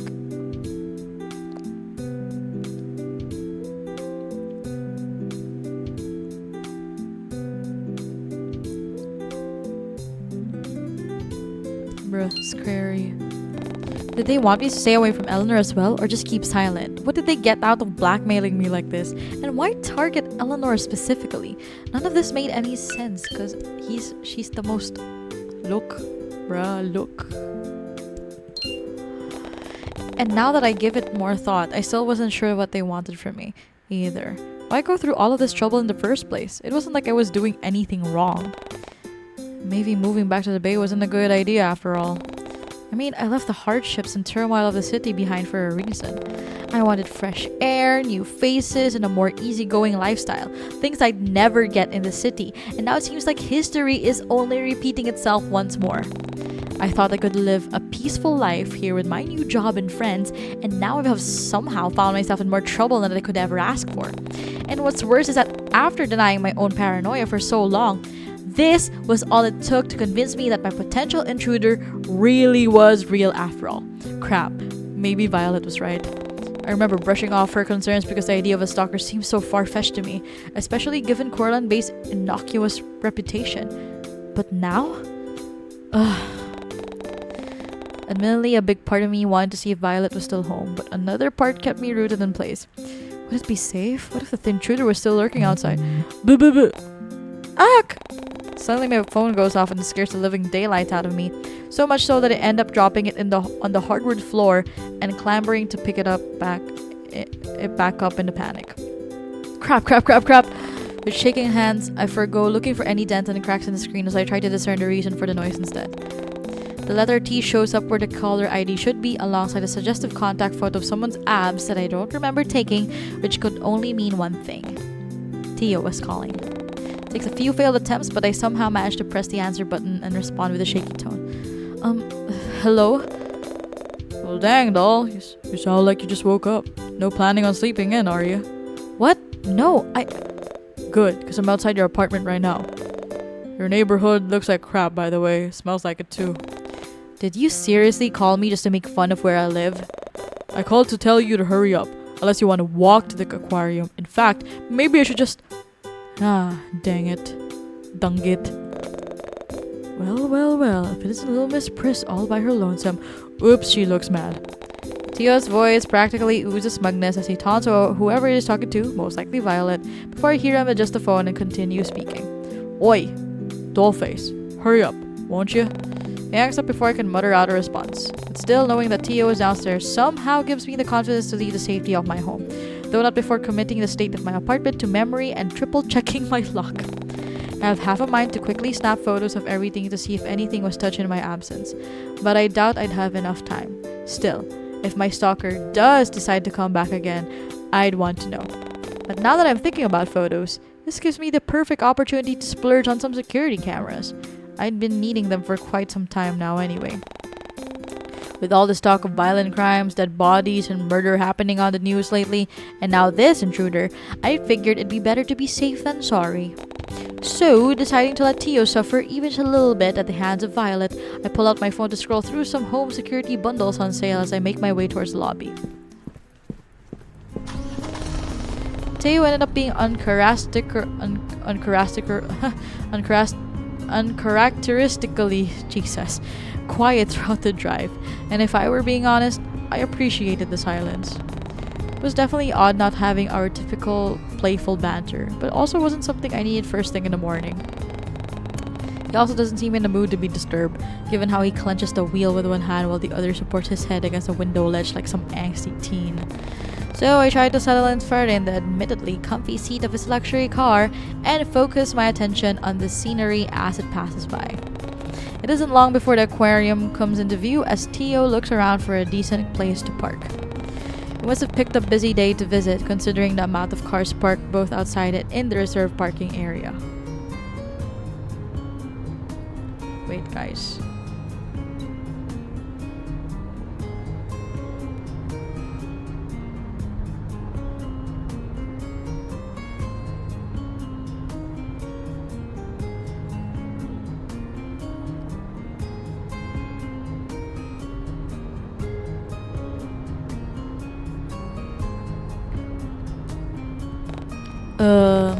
I watch as he drives straight past a very clearly labeled no-go zone and pulls up into one of the empty spaces without so much as a reaction. What's going on? He doesn't even wait for me to get out before he opens his door and walks to the front of the car, and not wanting to be left behind, I quickly follow suit. Tio?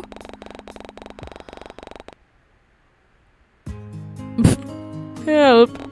It doesn't take long before he's right by my side. I'm not gonna read all that. I'm tired, guys. I almost stumble upon my feet as Tio pulls me along, but not before almost bowling him over as he abruptly stomps in front of me. Huh, look at that. Almost like a loyal dog, isn't he? Glancing in the direction he was pointing, I see Leon sitting on one of the benches as he absent-mindedly watches people go by. And once he catches sight of us, he immediately leaps to his feet and rushes over with a wave and a warm smile. It's a good thing he doesn't bite. At that snarky comment, I nudge Tio with my elbow and send him an eye roll. I doubt he takes any notice of it though, since Leon's arrival takes up all of our attention. Hey yo, you look good, sunfish. You're not so bad yourself, or fish. Hello, I'm here too. Eleanor hasn't arrived yet? Scoffing at their playful dismissal, Tio cracks a joint in his neck and crosses his tattooed arms. However, he doesn't seem to stray from his spot, which meant that he still had an interest in our conversation. At his almost childlike reaction, Leon shoots his friend a cheeky, lopsided smile before continuing. I'm sure she's on her way. She said something about wanting to get her steps in our group chat. Is that why she didn't want Tio picking her up? And actually, I don't know if you realize, but you guys were 15 minutes early. Really? No thanks to Tio speeding, I guess. What about you? I'm guessing you had to walk all the way here, right? Haha, there's nothing wrong with getting a bit of exercise in the morning. I'm sure Eleanor would agree. I just got here, actually. Really? Really? Because it looked like you were sitting on the bench for a while. I just sat down. Long enough to stretch your legs, huh? Okay, yeah. So maybe I did arrive half an hour early. But I was excited! It's been a while since I've been to the aquarium. Even longer since you've seen Dollface over here, I bet. Huh? Can you blame me? We've been separated for years. Now we're finally reunited again. It must be fate. No. Destiny. Don't look at me like that, Leon. I'm literally falling over Morenos right now. Playing along with Leon's dramatics, I lean against his side and clutch the spot above my heart. It's written in the stars. You guys are genuinely so embarrassing. Oh, he left. Hearing Tio huff once more, Leon and I both watch as he tries to distance himself by looking at the posters on the wall. No doubt feigning interest in it, it wasn't like Tio really cared much for marine life. All his world revolved around was wealth and luxury, giant tech companies, and probably starting fires. Yeah, definitely starting fires. Though for a guy who spent most of his time in the shadow of his father's legacy, I had to hand it to him. Tio was seemingly down to earth than other people I've met. He didn't have to spend time with us, but he did. And as much as he'd often joke about not wanting to affiliate himself with people outside his tax bracket, Tio sure seemed to like hanging out with Jay, Leon, and me. I wonder, does he ever feel lonely? Oh, Tio. Maybe that's why he's releasing it through sex, man. Like, it's the only way he feels like he's not lonely. That's kind of sad. Before my thoughts can delve any further, I feel a gentle nudge at my side. Looking to my left, I see Leon peering at me with a curious expression. You know, I'm really glad you came, but I'm also honestly surprised you agreed to this. Surprised? What do you mean? Well, you know. Is Ren okay with this? Ren? The guy we met at the pier the other day. He said something about being your boyfriend? Oh, right. My boyfriend. Whether or not it was me because I wanted to stake my claim over Ren, or because he confidently declared himself as my boyfriend a few days ago, I couldn't help but let it slip. But Leon seems to pick up on the hesitance laced within my words, given how he inquisitively tilts his head and sends me a reassuring smile. Haha, I still have a new thing for you. I'm sure calling someone your boyfriend must take some time to get used to. Take things at your own pace. It was strange hearing this kind of advice from Leon, especially after practically lying to him, but I wasn't going to say anything. We've been friends for so long, and the topic of dating had never seemed to come up between us, much less something more extreme like settling down or getting married. At that, I recall a fond memory from my youth. The younger version of ourselves greets me as they innocently play a game of pretend on the playground.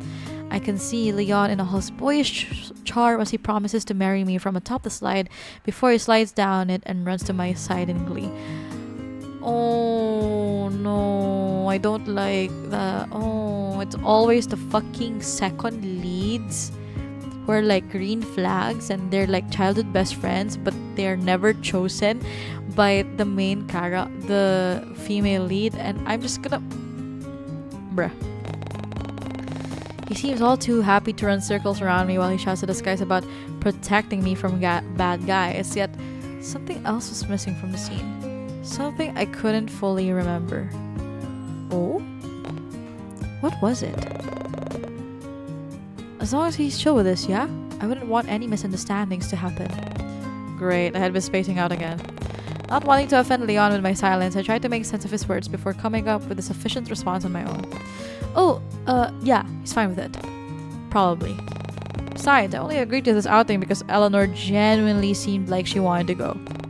And it's not like this is a date anyway, so hey, don't sweat it, Cole. And no need to explain yourself either. I get what you're saying. I'm sure everything...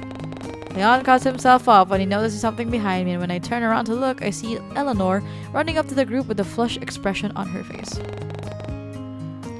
But as she draws near, she clumsily trips on a stray piece of cobble and tumbles forward. Ah! Oh. Without thinking, I lurch forward to close the Gapatinas, but Teo's muscular arms beat me to it. Almost effortlessly, he reaches out to catch her, almost like those cliché romantic movies, except not at all, because Teo was allergic to anything romantic. A fact that's emphasized by the look of pure disdain on his face as he pulls my co-worker to her feet. Eleanor seems to be blissfully enjoying every moment of it though, seeing as she practically clutches onto his bicep while looking up with wide sparkling eyes.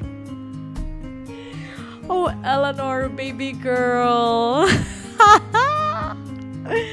So relatable. In fact, I doubt she was even aware of our presence with how she stays rooted in Teo's awkward embrace. Looks like she really fell for him, huh? Pfft, you're as bad as Jay with those puns. Haha, he's rubbing off on me. Come on, let's go see if she's okay. That's funny. As it turns out, Eleanor really was okay, being cradled inside the arms of Teo. So real, Eleanor. Relief washes over me as I take in her gleeful disposition, and I never thought I'd be happy to see her safe and sound in Teo's embrace. But seeing Eleanor so happy, it meant that my stalker didn't do anything to her, and I couldn't help but let out a comforting sigh at the thought. But still, was it really okay for me to be out in public like this? Now that I think about it, I'd be spending the entire day by my co-worker's side. I guess it would be fine. It's not like the note told me otherwise. I suppose it's my stalker's fault for not being more thorough with their passive-aggressive letter for me. Maybe if they were more... no. What was I thinking? And where did this sudden burst of foolhardiness come from? I have to start taking this seriously, otherwise... I get pulled away from my thoughts the moment Leon gently nudges me forward, and I follow everyone inside as we wait in line to buy admission tickets. Eleanor happily takes photos of us while Teo scrolls through his phone, and Leon stands beside me to look at the all-colorful fish in small tanks. This is all rather exciting, don't you think? Really? It's just fish. He really reminds me of someone. Guys, this is not funny anymore. I don't like this game. Stop it. Oh my god. I'm gonna take a picture, guys, cause it's the funniest thing in the world. Let me go back. Like, this is all rather exciting, don't you think? Really? It's just fish.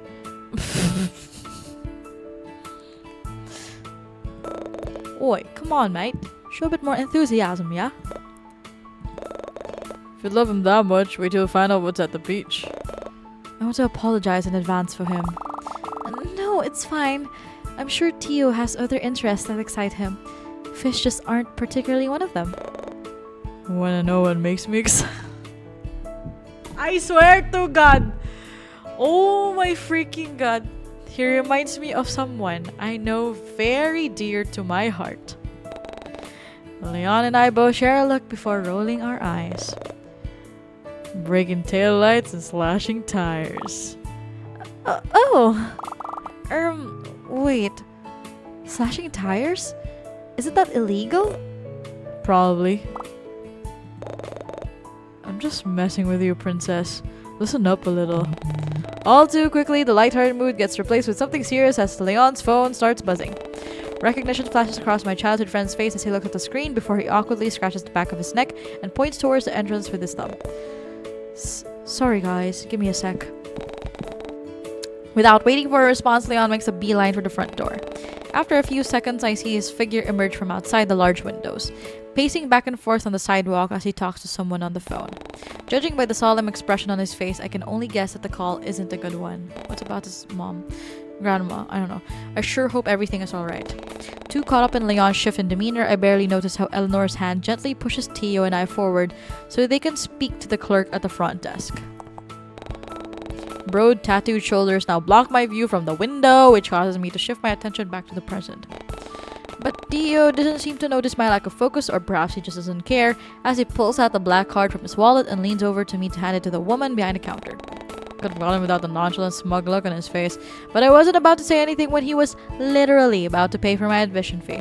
But before I could begrudgingly thank him, Eleanor's excited voice cuts me off. Oh, do you suppose there will be shows today as well? I saw some advertised outside. Oh yeah? I wasn't paying much attention to them. I hope there will be penguins. Perhaps Leon would enjoy them. What about me? You? I don't suppose you like sharks? I can hear the clerk chime in with information on the latest hotspots and what shows were playing, but I shut it all out when I noticed Leon standing idly near the doorway, still sporting that concerned look on his face. Without missing a beat, I make my way over to the side and spare him an empathetic glance. I'm really sorry about all that, Cole, but something's come up involving my mom at the hospital. Oh no, is everything okay? Yeah, nah, Mom's fine. It's just some important paperwork I need to fill out on her behalf. You know, since Dad is still working abroad and all. I'm so sorry, but I really gotta go. I'll try to come back as soon as I'm... Hey, don't sweat it, Leon. Focus on your mother first. I don't miss the way his entire demeanor softens at my concern. Leon looks as though he wants to say something serious, but holds himself back at the very last second. As if to compensate, I end up filling the silence instead. I'm sure I can survive third wheeling Tio and Eleanor's date alone. Jeez, I really owe you one. Actually, you know what? Here. Before I can refuse, Leon shoves a stack of small bills into my palm and closes his hands around it. Hey, you don't have to. Besides, Tio already paid for everything just now. Nah, I won't be hearing anything from you. If you won't accept it, then spend it all on something for me instead, yeah? Go to town in the souvenir shop.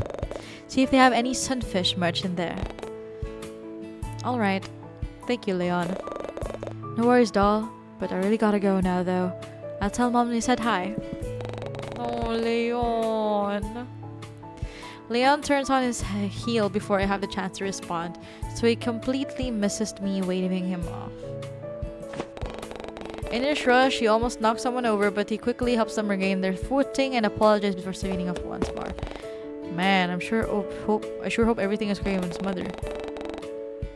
But before I can dwell on it any longer, the sweet melody of Eleanor's laughter pulls me from my thoughts and I turn back towards the group. I noticed that Tia and Eleanor are standing by the entrance, which also happened to double as a massive underwater tunnel, all while pointing to a school of fish swimming over their heads. When Eleanor notices my presence, she happily waves me over before her attention shifts towards the door behind me, no doubt expecting to see Leon walk back in and join us. It made sense considering how they missed his departure, but she snaps out of her curious daze of the moment Tio brushes a hand against her back to move her out of the way of a family passing by. But what truly shocks me is that he doesn't seem to move his hand.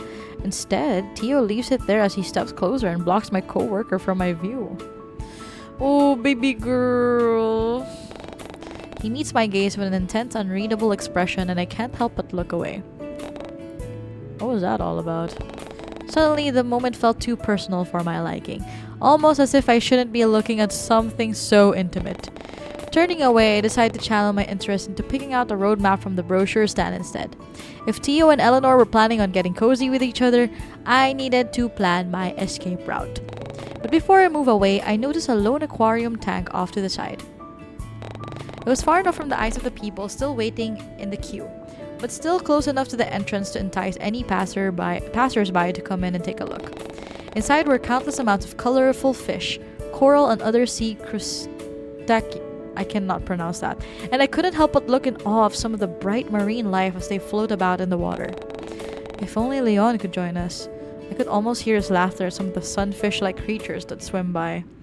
Oh, Leon. Keeping the rest of the group in sight, I stray slightly to the right for a better vantage point. A group of neon tetrafish zip past and my eyes follow them as they swim around. They easily stand out against the bright orange and green colors, and especially the pink and blue... Wait. Pink and blue? Oh my fucking god.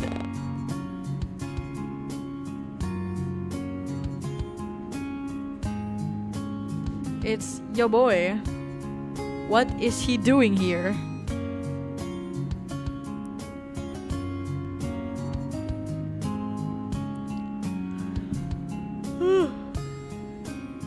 it's like 10 p.m.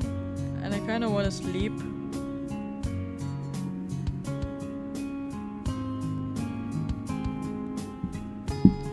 Peering closer to the glass, I catch sight of a familiar face on the other side of the tank.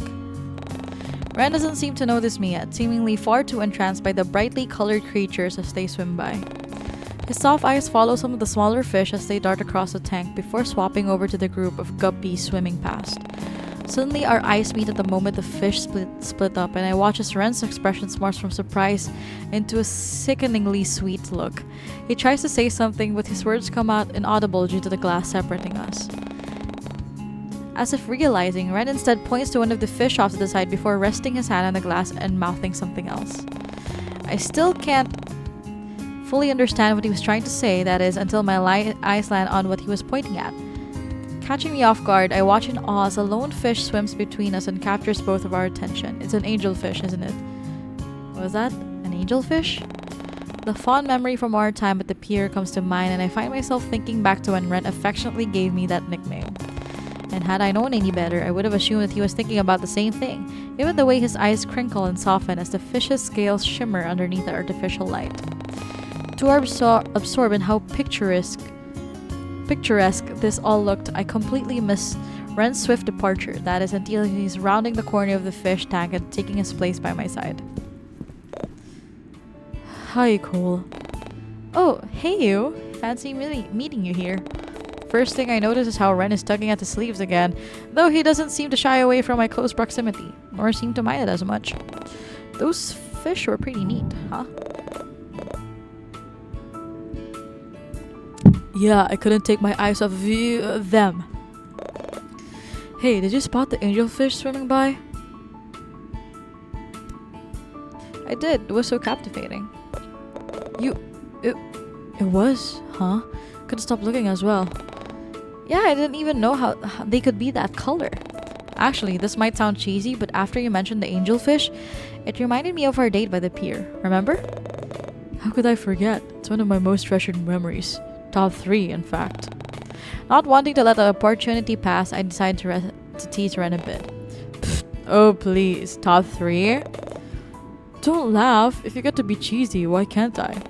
Well, in that case, if you get to give me a cheesy nickname like Angelfish, why can't I? Wait, you want to give me a nickname? Come on, it's only fair. Though to be honest, I don't really any pink-colored fish. Dang it. Sabi ko sa inyo, danggit nga yung danggit na lang kay Ren, boy. Oh yeah? That's too bad. Hey, don't think you can get away that easily, Buttercup. I'll think of something better. Eventually.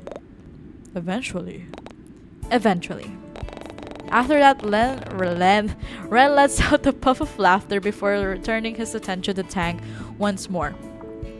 He doesn't seem to stray from my side though, and it's then that I realize, what was he doing at the aquarium at the first place?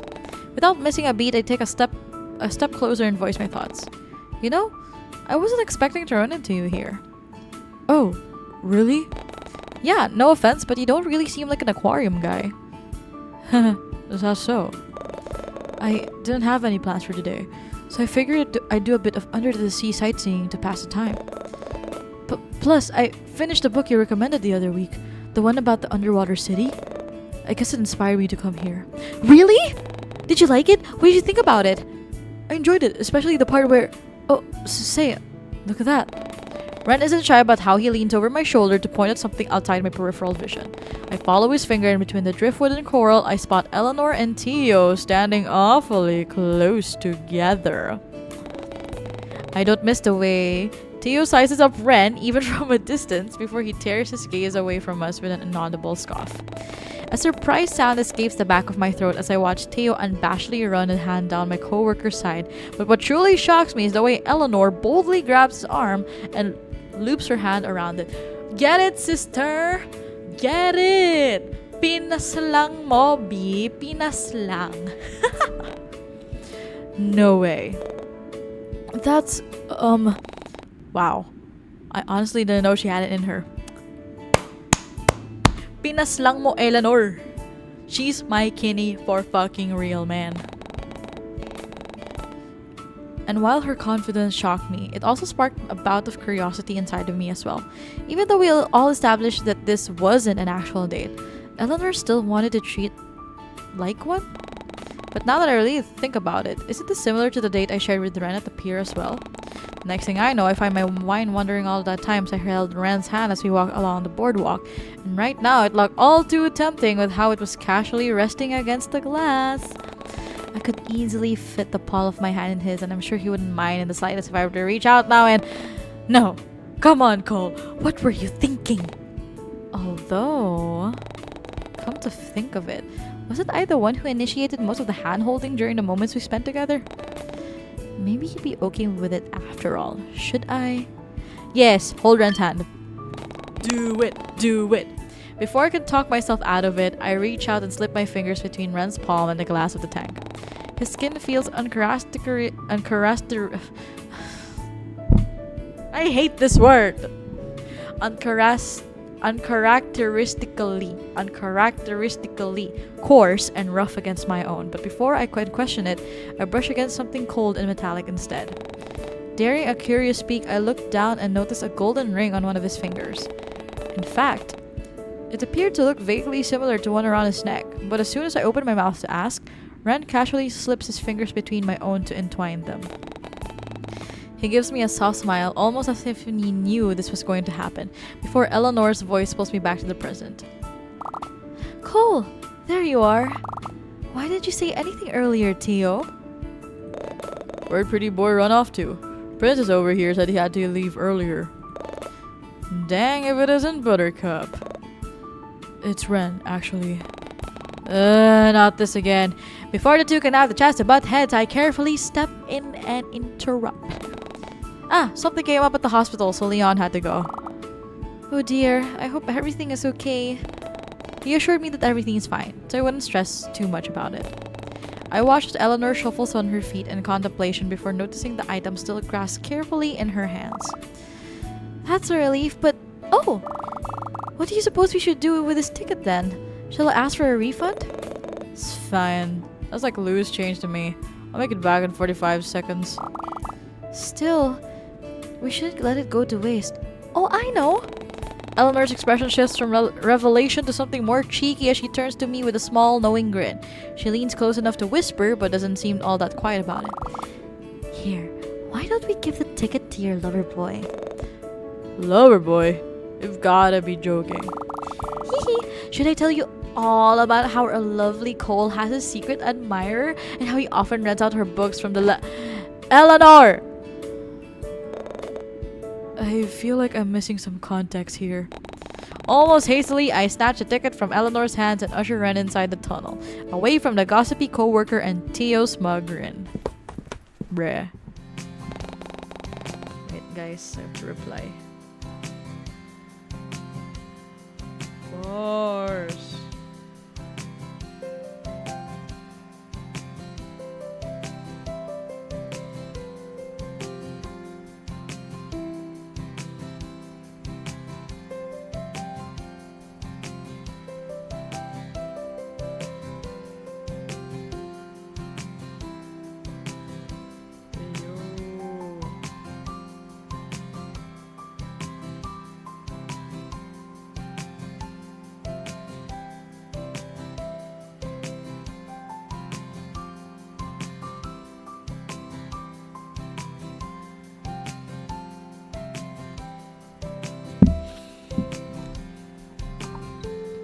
I hardly notice the time passing with all the fun I'm having, and before I know it, almost 2 hours go by in a blur. I'd initially been so fixated on being a third wheel that I completely forgot about the exciting things people could do at the aquarium. Eleanor seemed all too happy to snap pictures of everything, ranging from Ren and I petting some stingrays, Teo getting splashed by a seal, and all the giant sea creatures that swam around in the overhead tanks. By the time I noticed my feet starting to hurt, we had all made it to the small food court and conveniently placed at the end of the main attractions. Eleanor used this as an opportunity to use the restroom while Tio wandered off to who knows where, so Ren and I were left to look for a place for us all to sit down and rest. But we didn't get far before the light sound of footsteps drew closer once more. Cole, Ren, there you are. Sorry for the wait. I ran into Tio earlier while he was talking to one of the tour guides. He's a friend, and I wanted to talk to him. He didn't need to wait for me. Oh, but you said you were lost and needed help with something urgent. Oh, come on, princess. No need to act coy. Surely people say the same thing to you at the library, right?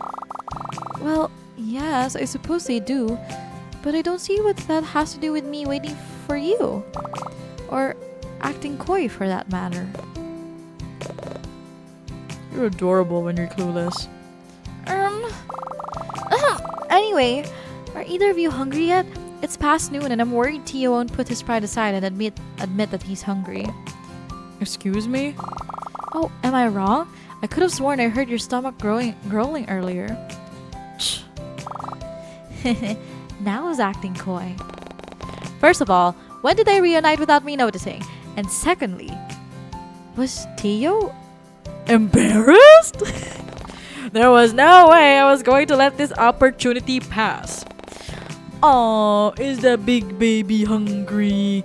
Didn't eat breakfast this morning, did you? I did. Unlike you, I can afford to eat whenever I want. Though it came out as blunt and harsh, I knew Tio was only joking. Then why don't I go and get us all something to eat? Any preferences? Allergies I should be made aware of?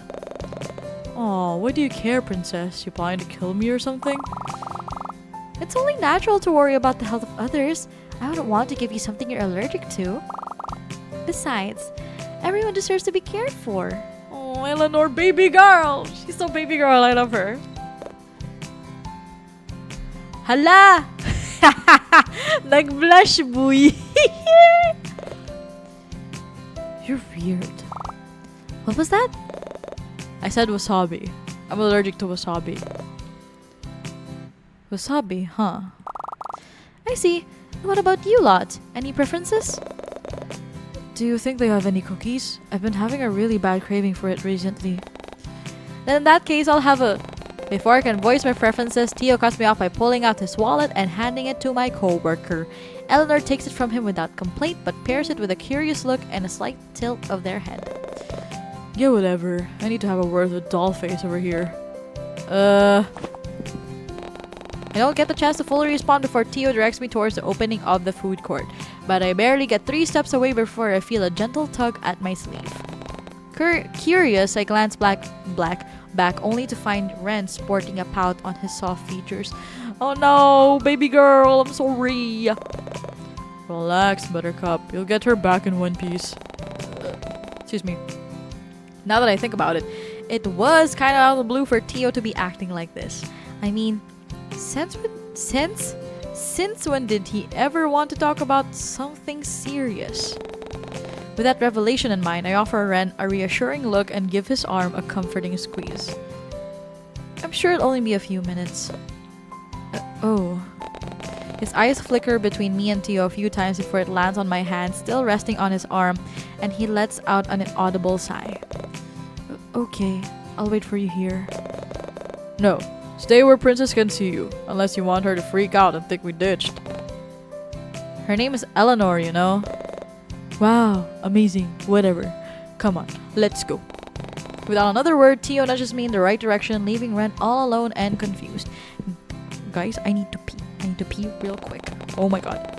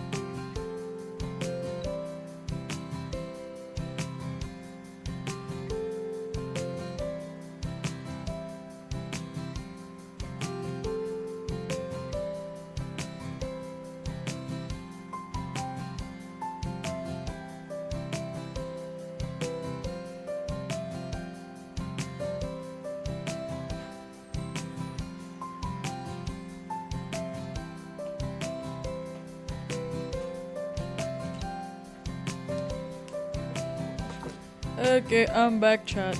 Oh my god. I cannot. You know what's also a really long game? Our Life. Anyway, what the heck is this?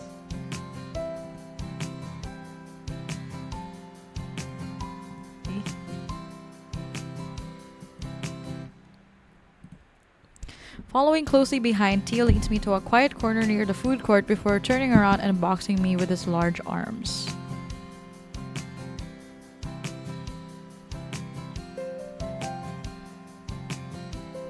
Oh, my parents were calling me. Wait.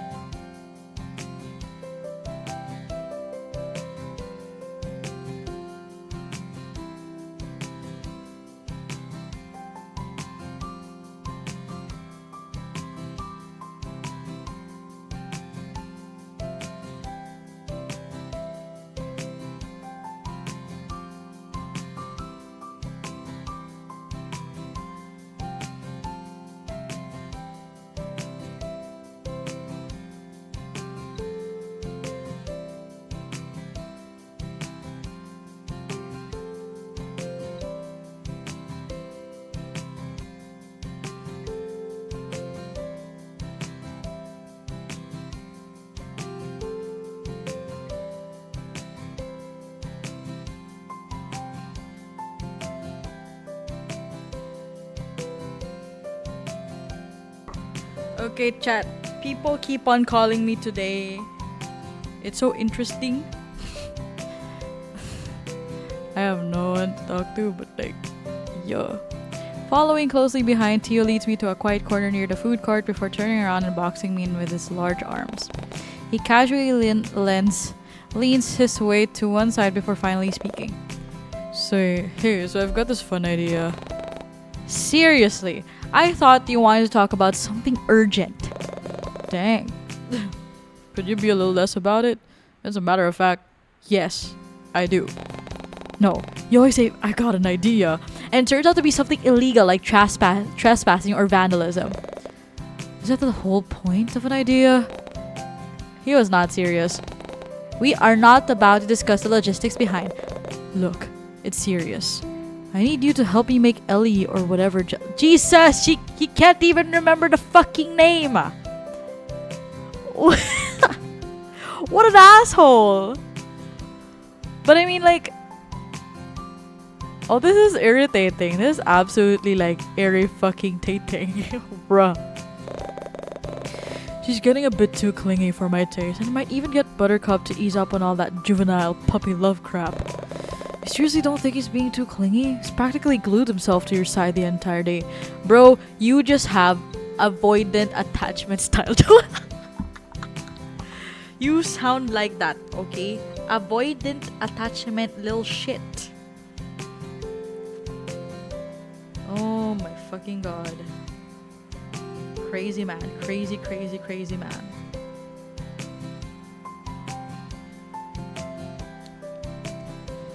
Oh please, you're one to talk. You always used to do this to me back when we were dating. Remember all those parties you invited me to? Back when we both used to live in the city?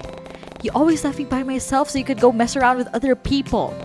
At one point I had to ask Jay to take me home because he didn't come back. You're not seriously bringing this up again, are you? Who do you think asked Jay to pick you up in the first place? And I know you. You always hated getting in trouble with the law. Why would I bring you along and get you involved in that crap? Plus, I'd appreciate if you didn't lump all my interest into just messing around. Is that seriously what you think of me? Tio Bay, am I just some serial cheating sleazebag to you? Well, no, but... And like I've told you a million times, doll, we were never dating. You came to that conclusion by yourself. Excuse me? I mean, when have I ever said we were exclusive? At what point did I ever call you my girlfriend? Every time you asked me what we were, I told you it was just something casual, nothing more. Sure, you got special treatment, but that's only because I saw you as a friend instead of someone I can just screw around with. That is so interesting to me. You don't see me going after Jay or Leon for the same reason, do you? I guess, but still. For what it's worth, I'm sorry for giving you the wrong impression. But you knew from the dang start that I wouldn't be down for those kinds of relationships. I told you this from the very beginning, Dollface. But whatever we had going on between us, it was never meant to be something serious. You were the one who got too attached and clingy. And now the same dang thing is happening all over again with that blonde friend of yours. Little Miss Princess over there is treating me like a dang child who needs to be supervised all the time, and I can't even tell if she's interested in me or not. Plus, you're not exactly No. Never mind. What? Either my idea works out and this gathering gets more interesting, or she realizes I'm not the type to be babied and backs off. While I had to jump through the hoops and hurdles to understand it, Tio did have a point. But everything about his idea still felt wrong. I still wouldn't go with it, man. That's so weird. The fuck? Regardless if I agree or not, if Eleanor saw us flirting, wouldn't she just assume that you're not interested in her at all? Besides, I'd never betray her like that. Exactly. Who said anything about flirting? Crap, you really are into me, aren't you? Can't say I'm flattered, doll. Oh, for fuck's sake. Excuse me. All I was gonna do was ignore her for a bit. Make them think you're more entertaining or something. I mean, it almost worked with that tour guide from earlier. But if you want to cling to my arm too, by all means beautiful, go ahead. The fuck? try not to get attached again this time. Oh, ew. You're so insufferable. So, is it a yes or no? I still don't know what you want me to do exactly. Tio's gaze shifts to something behind me before a light ignites in his eyes as he sends me a sly smirk. Just follow my lead. I barely have any time to process his words before Tio places a hand on the small of my back and pulls me closer to his side. His voice is louder than usual, and it's then when I notice Eleanor and Ren slowly coming into view. See that storm room over there? Looks like it's unlocked. Wanna go check it out? What are you... Come on, doll. You're really not interested in having a bit of fun? Loosen up a little. All of a sudden, I feel my phone vibrate in my pocket, but as I move to pull it out, Tio gives me a pointed look and I find myself stalling.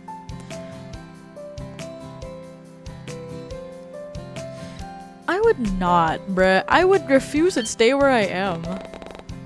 At that, he peers at me with a bored expression before rolling his eyes. Aw, don't be like that. Come on, Tio. This is a stupid idea.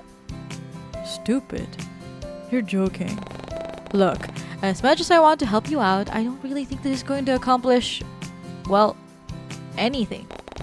Besides, it doesn't seem fair to Eleanor either. That's exactly my point. Is that what you really think? Fine, whatever. Should have asked Buttercup to help me instead.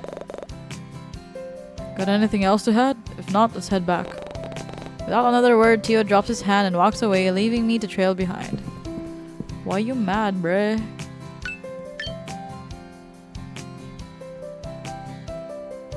Lol. There you two are. Enjoy your little chat? Sure. Is everything alright? Just peachy.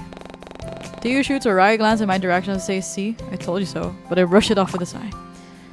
Tio? Cole? While Eleanor shuffles awkwardly on the balls of her feet, Ren nudges my side and leans closer. Are you alright, Angel? Did Tio do anything to you? No, I'm fine. Don't worry about it. You sure? Because if he did... No. Never mind. After that, Ren takes a step back and looks at my coworker with a bright smile. So, about that food. Oh, that's right. Thank you for reminding me, Ren. Here, I'm sure we'll all start to feel better again once we've had something to eat. I hope you like adobo! Adobo mentioned! Oh, wait, guys.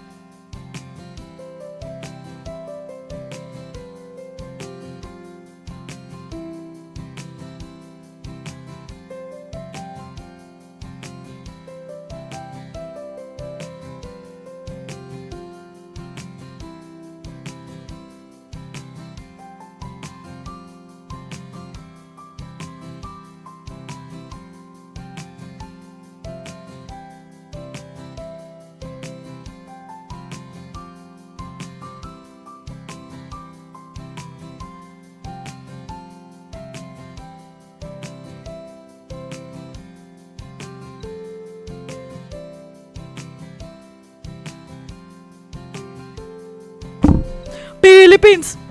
Philippines! Philippines!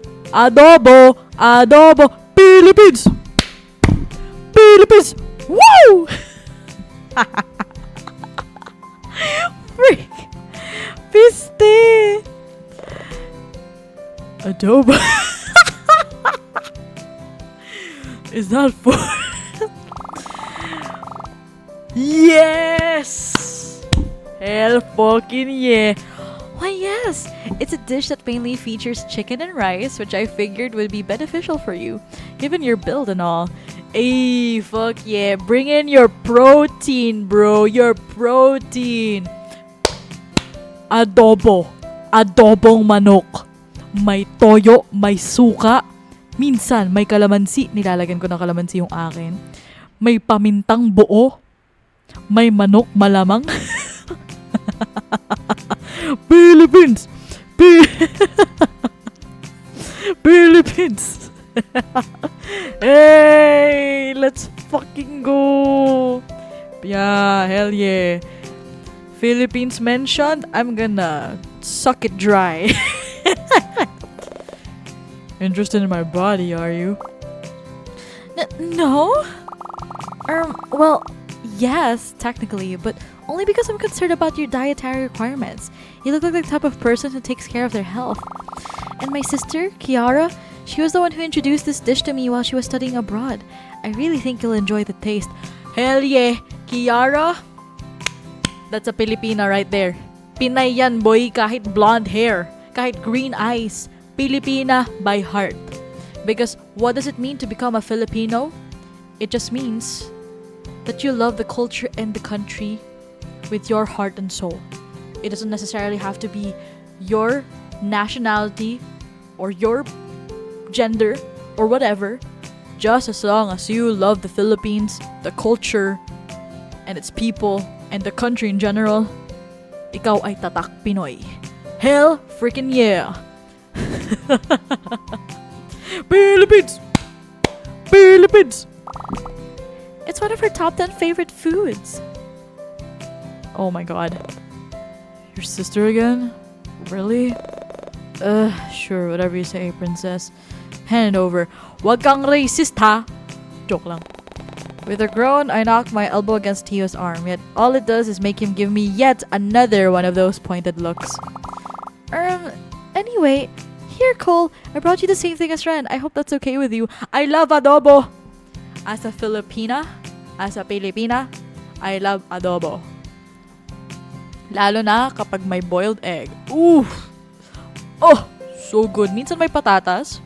Minsan din, meron ding ano yun? Evaporated milk, evaporada. Okay, I got cookies, never mind. He was telling me all about how much you enjoy cookies earlier. But before I could take the takeaway bag from her grasp, Eleanor loops her arm in mine and tucks me away from the group. There's a cheeky grin on her face which could only mean one thing. But first, what did you two have to talk about? And there it was. Once my gossipy coworker got started, there was no holding her back. Nothing important. Tio just needed some help with something.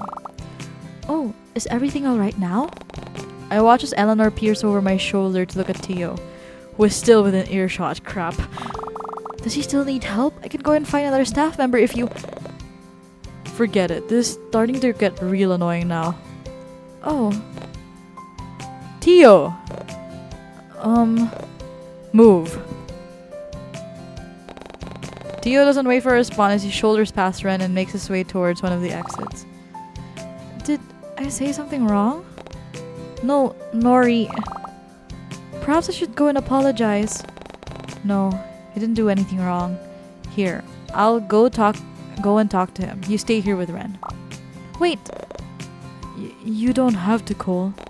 Before I can fall after Tio, I feel someone tug at the sleeve of my jacket. Bata? Ren? You don't have to go after Tio. Just leave him. Maybe you're right. But I know Tio better than everyone else here, and I know he's only going to sulk and be a pain about it for the next few days. It's probably best if I do something about it now, otherwise we'll just suffer for it later. You guys, really don't want to see a mopey Tio. Here, I'll come with you then. No, it's okay. You stay here and enjoy the rest of the day with Eleanor. Besides, didn't you two hit it off back at the library? I'm sure she won't mind, right? Elle? Right. I do hope I didn't bore you to death with all of my talk about native flowers. Oh, what? I mean, nope, not at all, but... Angel, did it really look like that to you? Because... Before Ren can finish his sentence, my eyes wander over Tio's figure slipping through a crowd of people as he pulls out his phone. And before I realize it, my feet start to move on autopilot as I chase after him. Sorry, but I really need to... he's already gone. I'll be back. Promise. I hate dealing with people like these. Now leaving the two of them behind, I make my way towards the opening of the food court and through the seemingly endless maze of fish tanks.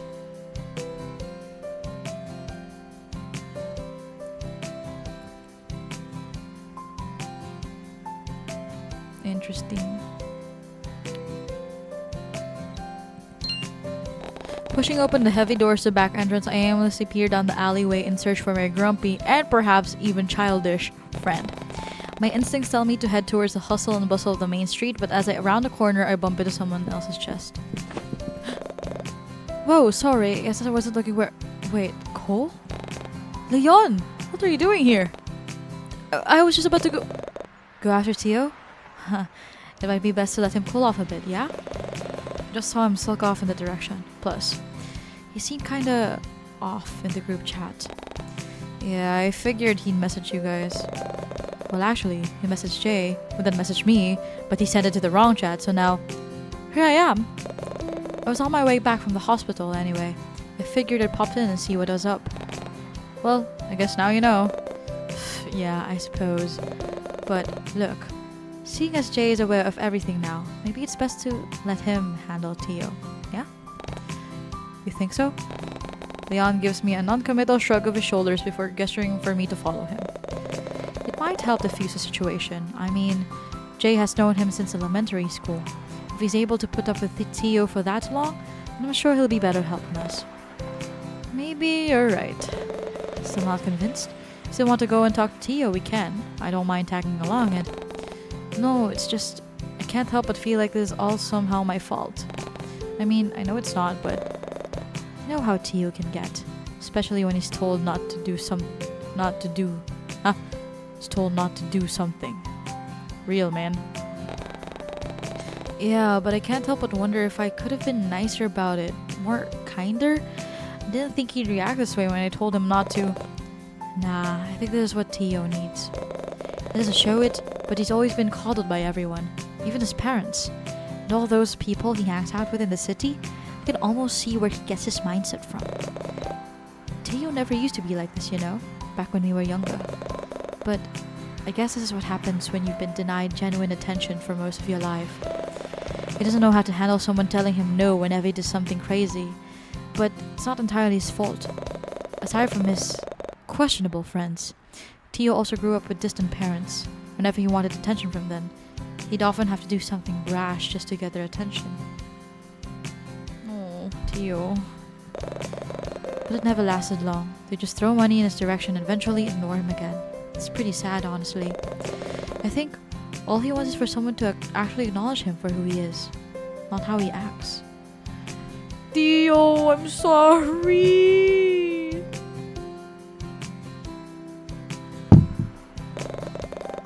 I'm sure you noticed it, right?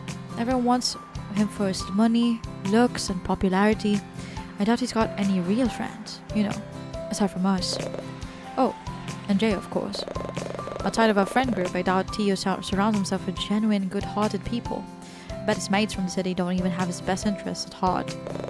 But, mushy rant aside, I'm glad you were able to be his voice of reason. After everything he's been through, he needs someone like you. Someone who will stop him from doing things he'll regret later, and to keep him in line whenever he says something insensitive. A true friend. Wow. I honestly didn't know that about Tio, but that Leon thought of me that way. I didn't even know how to respond. Though, I guess I didn't need to, considering how Leon continued to talk. But enough about him. Jay's on his way back from the city now, so we should leave Mr. Moody to him. Besides, with a grin, Leon just tosses an arm over my shoulder and pulls me onto the street. I want to spend more time with you. I think it's long overdue, yeah? I mean, I never even got to go on that aquarium date with you guys. Oh no! How dreadful! It's truly a heartbreaking thought. I don't think I'll be able to go on. My heart yearns to be by your side, but alas, 'twas not meant to be. Alright, let's go, theater kid. What gave it away? With a playful eye roll, I nudge my childhood friend with my hip to get him moving again. But what takes me by surprise how he casually grabs my hand in his and leads me down the street.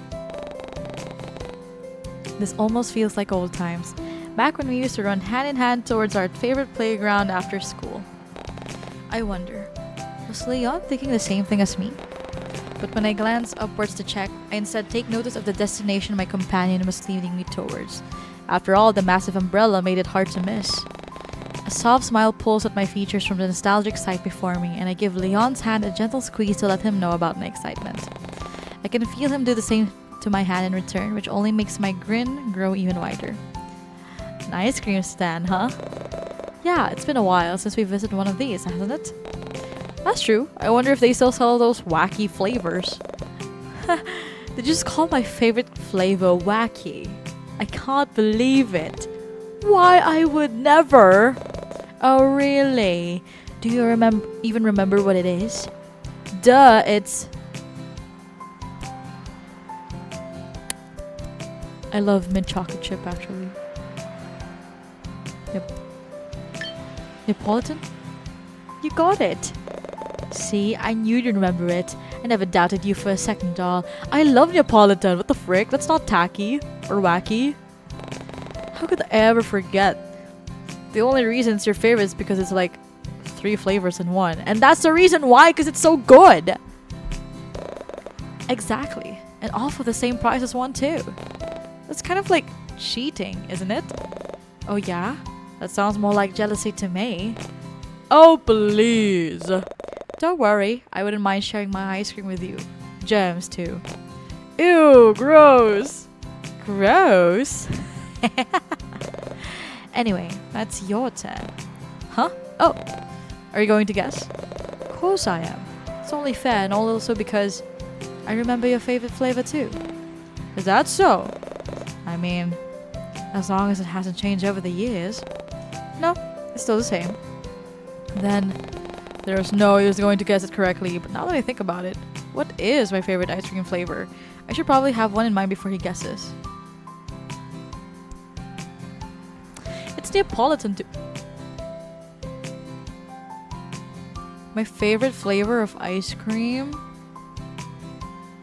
Salted. Oh, hands down, bruh. But just as I think of my answer, Leon speaks it into existence with a knowing, toothy grin. The ringing of his laughter drowns out the ending of his response, but I heard him clear as day. How did you... Sunfish, I think it's time I told you I'm a mind reader. Whoa, what number am I thinking of right now? 4? No, 60. 4.60. Huh? What? That's such a specific number. Yeah, well, that's how much we owe this fine gentleman. Magaling ka mag-transition, boy. With a smile, he gestures towards the person who serves us the ice cream. Not wanting to make the people in the line wait any longer, I fish out the loose change Leon gave me earlier and pay for our desserts. Seemingly satisfied, we make our way down the footpath to find somewhere to sit and eat.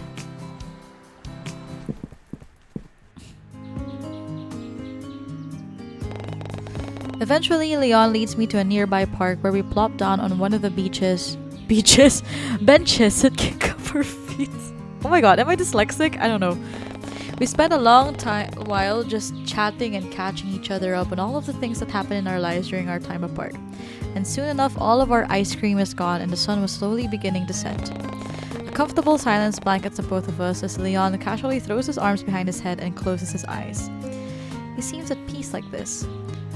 almost as if the stress of his day-to-day life had been stripped away. But even with Leon's eyes closed, I couldn't help but feel like someone or something was watching me.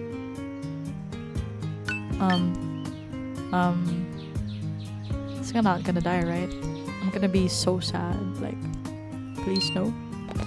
An eerie feeling washes over me and I cast a hesitant glance over my shoulder to spot anything out of place. Nothing but the gentle rust of foliage in the wind greets me, and yet I still couldn't seem to shake off the lingering feeling of something hiding behind one of the bushes. What if it was my... just as I was finally starting to relax and unwind again, I went and ruined all by getting worked up once more. Quietly slapping my cheeks, I tried to expel those thoughts from my mind. But the sound I made must have been louder than felt, because Leon's golden eyes soon blinked open to look in my direction. Sorry, I almost dozed off there. It's so peaceful out here. I could probably fall asleep. Whoa, check that out. I follow Leon's finger towards the sky, only to notice ominous dark clouds rolling in from the distance. You're kidding. Was it seriously about to start raining again? But now that I look closer, do clouds normally get that dark? Even from afar, it almost looks like black smoke enveloping some of the taller buildings in the heart of Coraline.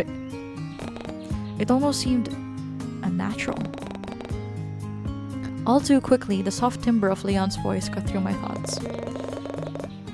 As fun as today has been, we should probably head back before it starts pouring down buckets, yeah?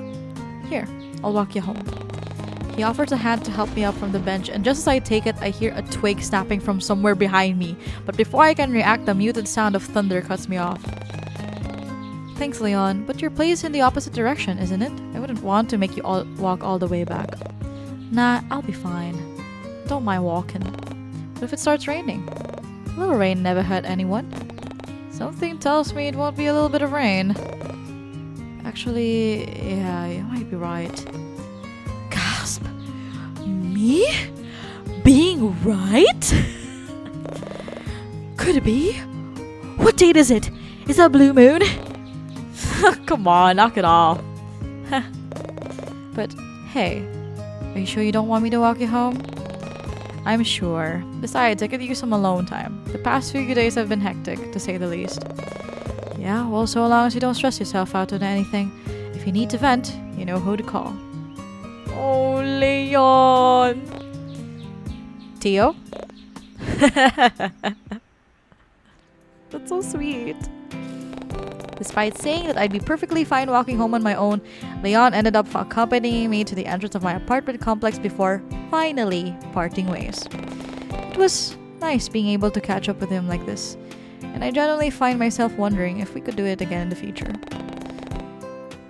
But as I walk my way towards my door, my eyes wander towards a small box sitting atop my doormat. What the? Panic flashes through me at the thought of it being another gift from my supposed stalker. But then I remember the purchase I made this morning. That must be my security cameras. Deftly picking it up, I put it under an arm as I fish over my keys in one of my pockets. But as I do so, I barely make out the sound of something behind me. Muffled footsteps echo from somewhere down the stairwell, indicating that someone was there, that they were getting close. The thought alone sends a surge of panic through my body as I tense up. Was that? I desperately try to ignore the sudden dread of anxiety building up as my hand fumbles to unlock the door. Just a few more twists and clicks of my key before... Jesus Christ. Ren? Jeez, you almost gave me a heart attack. Huh? Oh, sorry. It's fine. What are you doing here? Stealing my nerves, I try to calm down my rapid heartbeat and meet Ren's gaze. There's a flicker of worry in his eyes, but it all fades away the moment he takes a step closer to me. I don't suppose you're missing something, are you? Huh? I try to recount all the things I've been carrying around today, but when nothing of note comes to mind, Ren shoots me a bright smile and pulls something from behind his back. It was... Oh! My phone! And... our food from earlier? Heh, I figured you didn't have dinner yet. I also added something extra in there as well.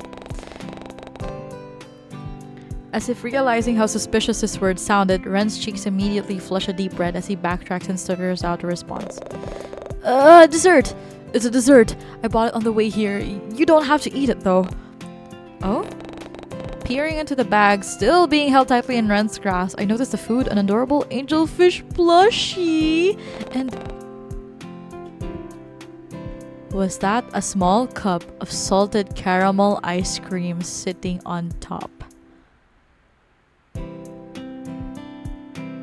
He got me salted caramel ice cream, guys. Before I can snoop any further, his soft voice interrupts my train of thoughts. Actually, your coworker seemed really worried about you too. She wanted to be the one to drop these off, but something came. Please don't tell me she fucking died. I would cry if she fucking died. Please don't kill anyone. Why do you look like that? As for your phone, I left it near the storage closet. Here. Oh. As if noticing my current predicament, Ren looks at my occupied arms before giving me another soft smile. It'd be nice to have more hands sometimes, huh? Need some help?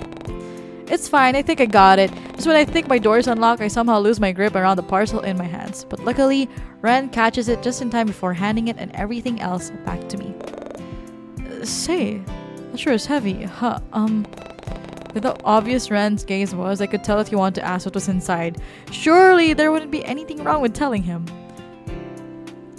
Good question. Oh, I bought a security system this morning because of how shady this neighborhood is. I figured it'd be a good idea to be safer than sorry. That creep didn't come back, did they? Without thinking, I dropped my keys and slapped a hand over Ren's mouth before cautiously looking over my shoulder. Oh, what was I doing? I was getting worked up and acting paranoid again. With an embarrassed look, I turned back to apologize to Ren, only to find his cheeks a deep red and a hand wrapped around my wrist. When did he... Quickly withdrawing my hand, I squeaked out an apology before picking up my keys and turning back to my door. I still didn't want to get Ren involved with my problems, but I honestly didn't want to risk being alone tonight either. Too lost in my own world, I barely noticed Ren coming closer, nor his hand covering my keys to steady my fidgeting. Do you want some help? He must have seen the look of confusion on my face since he continues talking. Setting up your cameras. I mean, self-taught programmer, remember? I'm sure I could figure it all out. Plus, it'd save you having to call someone to install them. He did have a point, and I'd honestly feel safer if I weren't alone tonight. Still, I'd be spending so much time with Ren lately and I didn't want him to get fed up with me and my presence. Would it be a good idea? Fafo! Maybe it would be a good idea after. Guys, when you guys click,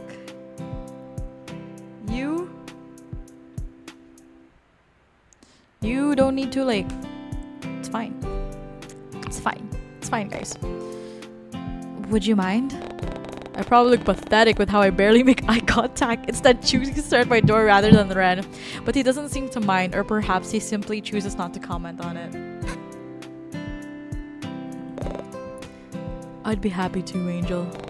With a smile, I opened the door and let Ren inside. You know, I think we have the same mirror. Oh? Putting the small talk aside for a moment, I ushered a pink-haired person into my living room and situate ourselves on the couch. Ren wasted no time in opening my package, placing all the bits and pieces on the table, and setting off to work, though every so often he'd sneak a peek into my direction whenever he thinks I'm not looking. Did he want something? Raising a brow, I sent him a silent question. I don't mean to pry into your personal life, but... You know, you're always welcome to stay at my apartment. Ren, I've seen where you live. I doubt I could afford rent. Real, man! You could stay for free. I don't mind at all. Whoa. And I'm more than capable of covering your... We love to see that. We love to see that. Slay. I'd make a really good roommate. Too, I'd always clean up after myself, and I wouldn't mind doing the same for you as well. Only if you'd be fine with it, though. And I can cook as well. Laundry, cleaning, repairing things around the house, yard work. I can do it all for you, really. Housewife? Male wife? Wait, you have a yard? Man, they can really fit a lot in those upscale apartments, huh? Well, No, I don't. But I used to do the gardening and used the lawnmower a lot when I was younger. I'm sure I could figure it out a lot again. Not that I need to though. Like you said, no yard.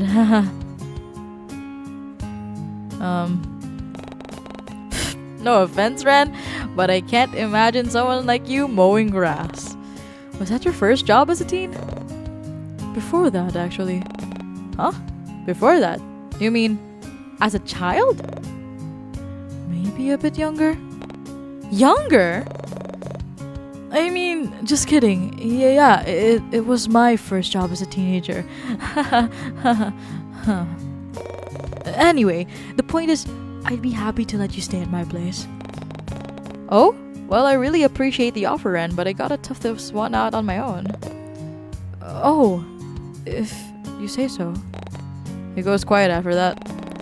Picking up the manual, Ren tries to busy himself in learning how to connect the cameras to my Wi-Fi before tossing it aside and doing it his own way. Deciding not to get in the way, I curl up on the couch with my food and simply observe him. I won't lie. Watching Ren's hands deftly connect cables and unscrew plates was kind of a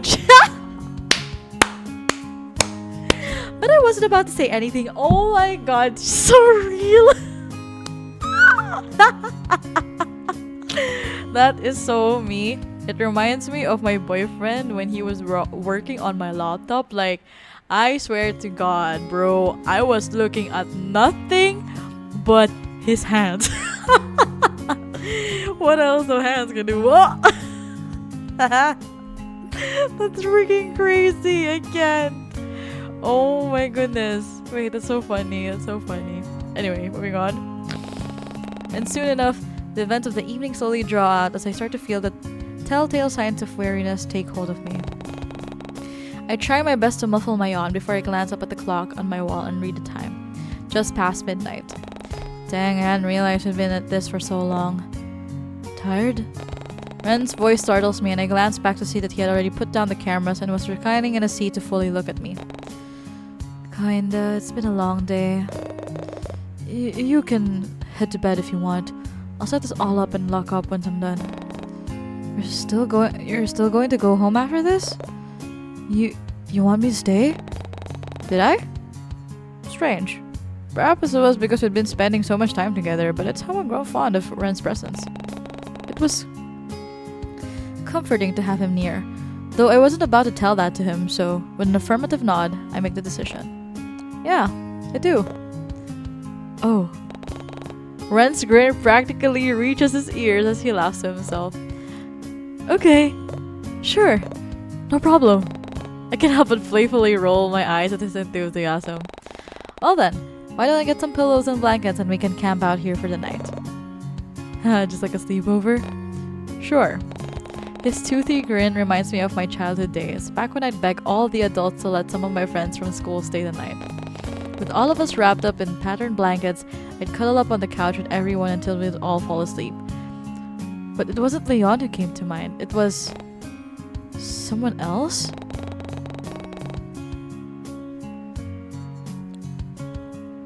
Their face was blurry, but I couldn't make out tufts of black hair from within the blanket surrounding us. And the same toothy grin Ren was giving me. But when I focused my attention back on him, I noticed that the smile is gone, and he's instead looking at me with a confused look on his face. I must have been spacing out again. Sorry, I'll go get those pillows now. Let me know if you need any help. Ren's response got drowned out as I flee into the hallway. It took a while, but Ren managed to set the cameras up and hook it all up to an app on my phone, all while I made myself comfortable on the couch.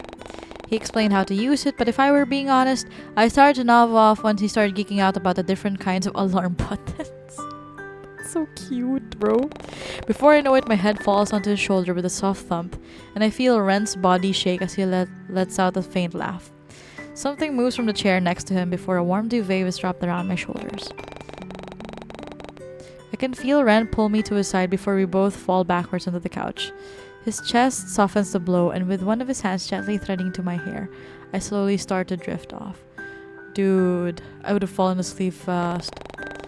Nostalgia greets me once more, and before my consciousness fades away, I try to chase after the foggy memory that had been plaguing my brain as of late. Those 3 kids laughing and playing together near a lake. Who were they? And who was the one that stayed right by my side even after everyone else went home? Almost desperately, I try and recall their face, or any of their defining features. Really. At this point, I'd take anything.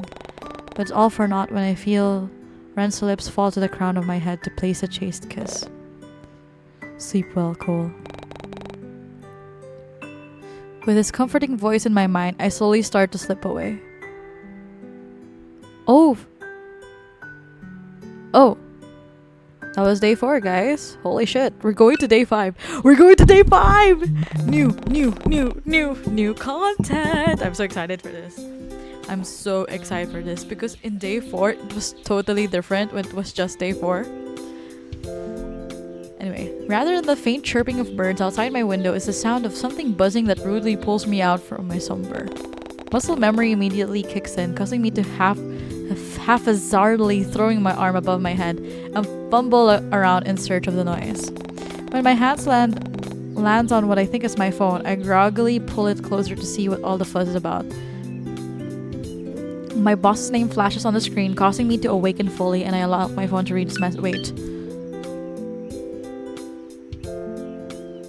Okay. People are alive.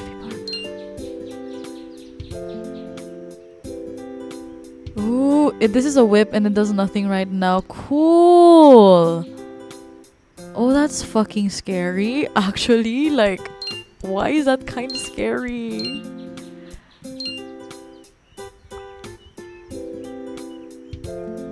If lost, please return me to Angel X Haruko. Oh my god, simp.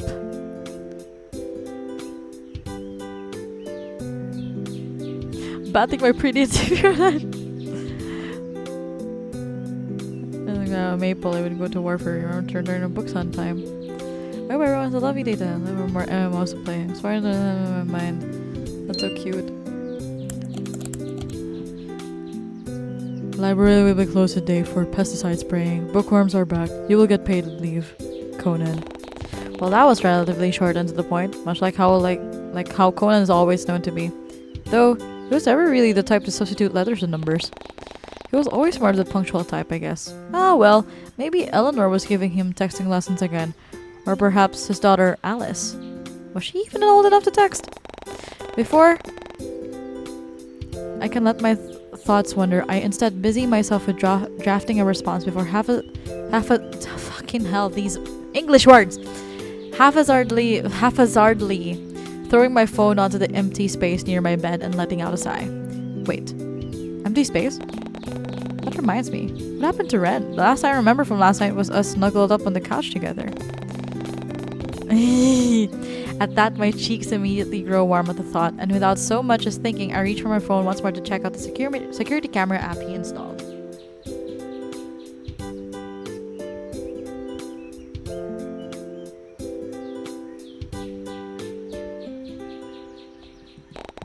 I guess it was a good purchase after all, since I could use these cameras to check if Ren was still in my apartment.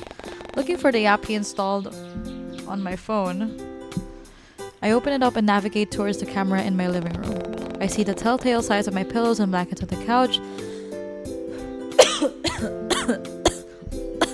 Though what catches my interest the fact that they were neatly stacked and put away, with no Ren inside.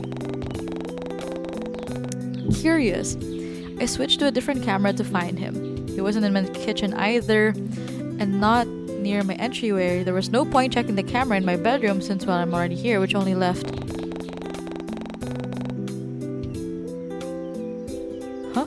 As soon as I check out the camera in my hallway, it's then that I notice a familiar pair of blue jeans and a soft cardigan slumped against the wall. Was that Ren? Sitting outside my door? What was he doing? Perhaps a bit impulsively, I sit upright in bed and call out for him. And almost immediately, I hear the telltale signs of someone clambering around outside my bedroom. It's shortly followed by the faint sound of a throat clearing before a familiar patch of pink hair peeks through the gap in the door. Ren peers in and sheepishly looks at me with a soft smile before he opens the door fully and invites himself inside. Good morning, Cole. Did you sleep well? Ren looks like he wants to say something when instead chooses to climb up and stare at his feet. I almost want to reach out and ask him to look at me, but I hold back in favor of letting him take the initiative. Still, it doesn't stop me from calling out his name. Ren? Almost immediately, Ren's head whips up as he looks at me with wide eyes. There's a crooked smile on his face at this time, and almost timidly, he shuffles on his feet as if deciding whether he can come closer. Lapit na! You asked me to stay last night. But then you started mumbling about not having enough room for something, so I carried you to your bedroom instead, and then you asked me to join you in your bed. Then you said something about the grown-ups saying it'd be okay for me to stay, and I didn't really know what to make of that, to be honest. Crap, seriously? Was I really sleep talking about something that happened when I was a child? But I figured you really did want me to stay, so I ended up camping out in your living room. So don't worry, nobody came into your room. Besides me, of course. And I only just woke up, actually. Right. If you still want to, I can join you, and I'm actually... No, never mind. Ren looks like he'll combust on the spot if he talks any longer. Excuse me. And as if sharing the same thought, he climbs up and awkwardly scratches his jaw. From that reaction alone, I have the slightest inclination as to what he wanted to ask me. Now that I think about it, would be such a bad idea. Guys, come on. It's the morning. I let him stay at my room. Invite him to the bed. Were you going to ask if you can join me in bed? Yes!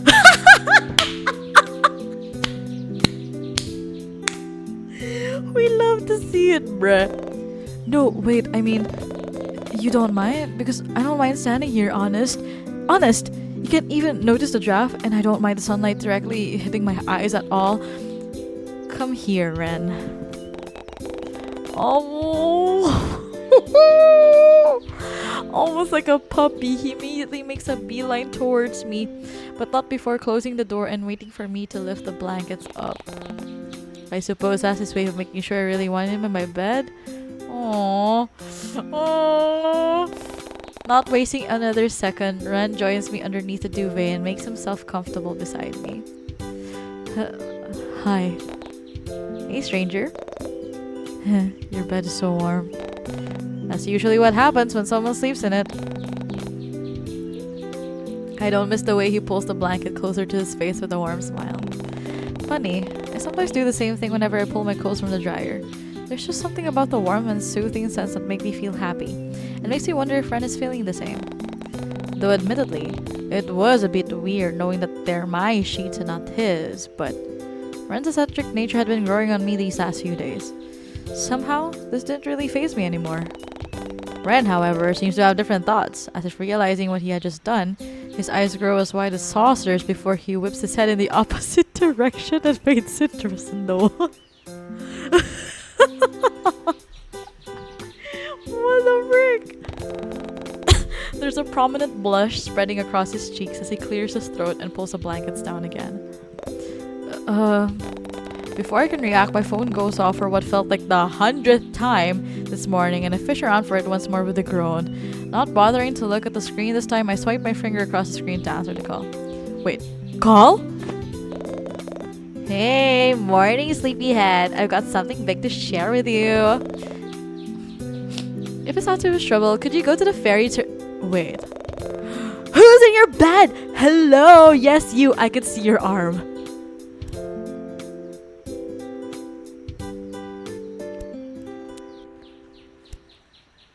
This is Ren, the guy I was telling you about.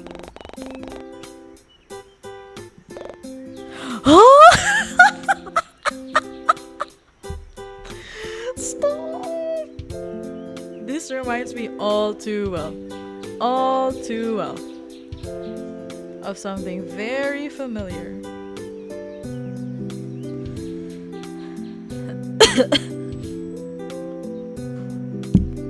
Huh? Since when did you become friends with the real-life version of Haruko? And you didn't even tell me. Or wait, I think you did. Is that the submissive and Is that the submissive and breedable guy you were... Okay, I think we should move on from this topic. Moth, this is Ren. Ren, this is Moth. Nice to meet you, Mr. Submissive and Moth. What does that mean? Nothing, Pookie Bear. Don't you worry. Pookie Bear. Please don't ask. No. Ask her. I'm having way too much fun with this. Hey, tell me, does Cole make you wear Haruko's outfit too? No, not yet. Yet? You've talked about No, I just, well, if she asks, I'm sure I wouldn't say no. And alright, I think we're done here. Moth, did you say you had something important to tell me? Alright, remember how I told you about that drawing raffle I won? You know, the other day when you were at the manga store? Yeah, but you got cut off near the end though. I couldn't really make out what you were saying after our call was disconnected. I did? Weird. Maybe I'm remembering things differently again. Dang. Well, there's no harm in telling you again. You can hear me this time, right? With a laugh, I nod my head while Ren gives a thumbs up from behind my shoulder. Clearly, he's just as invested. He's so cute. Loud and clear. Alright, drum roll, please. Guess who won a free trip to New Salvas? Me, that's who. No way! I could feel Ren jolt in surprise from my sudden outburst before he settled back to my side. At that, I shoot him an apologetic smile, one that he returns with his own. Yes, Wei! I'm passing through Coral and Ray right now, and I figured if you're still in the area, maybe we could... Did you want to meet up? Knowing that this could potentially be the first time I meet Moth in person, I don't bother to hide my joy and excitement. Finally, after years and years of video calls and messaging each other online, we now had the chance to do it face to face. Oh, that's so cute! But before my thoughts can delve any further, Moth interrupts in a tone equally excited as mine. Will that be okay? I mean, the shuttle won't pick me up until tomorrow morning, so I haven't got that much planned. And I wouldn't want to intrude or anything. I know this all of a sudden and we never really met in person yet or even made any plans to. Hey, it's fine. I show you around the bay, take you to the infamous beach from Attack on Giants. Say less. It's then that I realized Ren is still sitting next to me, peering over my shoulder while Moth and I converse. A wave of guilt washes over me, but Moth seems to step in before I can react. Alright, the iconic beach scene wouldn't be complete without Haruko, would it? You should bring him with you, I don't mind. My name is Ren, but if it's really alright with Cole too, I wouldn't mind tagging along. Alright, you're a big fan of Attack on Giants too. You remembered? I mean, yeah. I really like that anime too, so I don't mind tagging along, if it's okay with you, of course. I love you. I love you. Oh, hello. I'd love to have you with me. Ren almost stops his head against the headboard with how quickly he straightens up, as Moth snickers at his reaction in the background. Kiss. Hoi! I'll seriously hang up on you. Moth's teasing calms down the moment I send them a fox glare.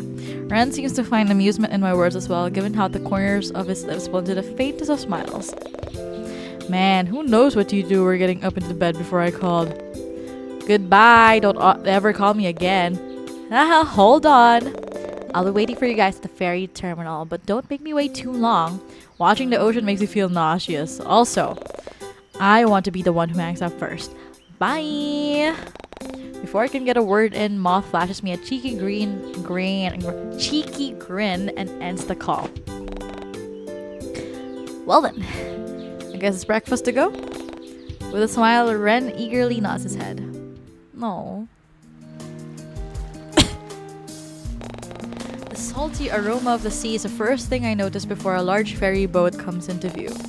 Ren becomes a temporary second thought the moment I realize who might be on that ship, and I hurriedly make my way towards the dock where Moth is waiting. Cole! Moth! Oh, Cole! Moth! Almost immediately, Moth runs towards me with outstretched arms before pulling me into a warm hug. Dude, this reminds me of the time I also met my internet friends for the first time. Like, It was super nice. It was so fun. Their excitement is almost palpable as they laugh in my ear and give me the tightest squeeze I've ever experienced. They nearly swept me off my feet too, had it not been for the potential safety hazards of swimming someone around on a slippery dock. Man, I couldn't wait to get off that thing. Never again am I going to ride on a ferry. Ever. Ever. But oh my god, you're actually here? You're real? You're taller than I expected it too. And whoa, I love your outfit. What do you mean? Did you think I was 4'7" or something? Must be the shoes. I have to get a similar pair of... Ooh. Holy crap! Is that... You're joking. You're actually joking. Is this real? No way the real life Haruko is standing before my eyes right now. Following Moth's gaze, I notice Ren sheepishly walk up to the both of us and stand by my side. It doesn't seem to greet Moth in any way, but just as I turn around to fully face him, Ren removes a hand from his pocket and gives a shy wave. I guess I've gotten so used to Ren being more forward around me that I almost forgot about his reserve side. It's nice to meet you. It's nice to meet you. Again. And I get that a lot. It must be my shoes as well. What the fuck? Yeah. The shoes. Moth, you haven't even looked down yet. Do I need to? Everything I need is right here in front of me. And crap. Did I say that out loud? Whatever. Doesn't matter. You can't blame me when I've got the real life Haruko standing in front of me right now. Where'd you get your hair done? Can you save me from a giant? Do you need a spouse? God, I've seen what you've done for others. Moth!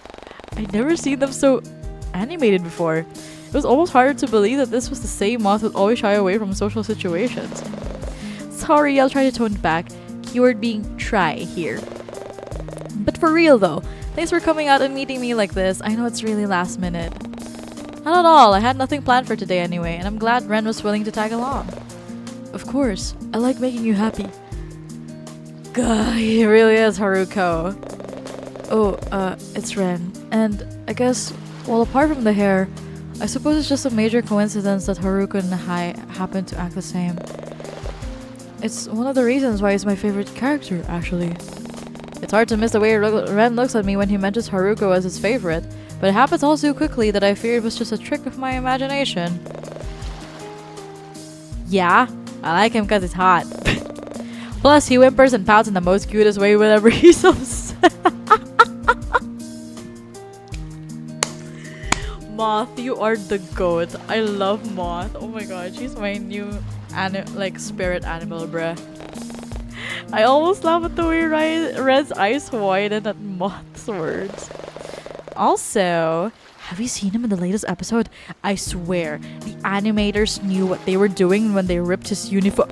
Wait, I haven't seen it yet. Don't spoil it. Oh crap, sorry, see, my bad.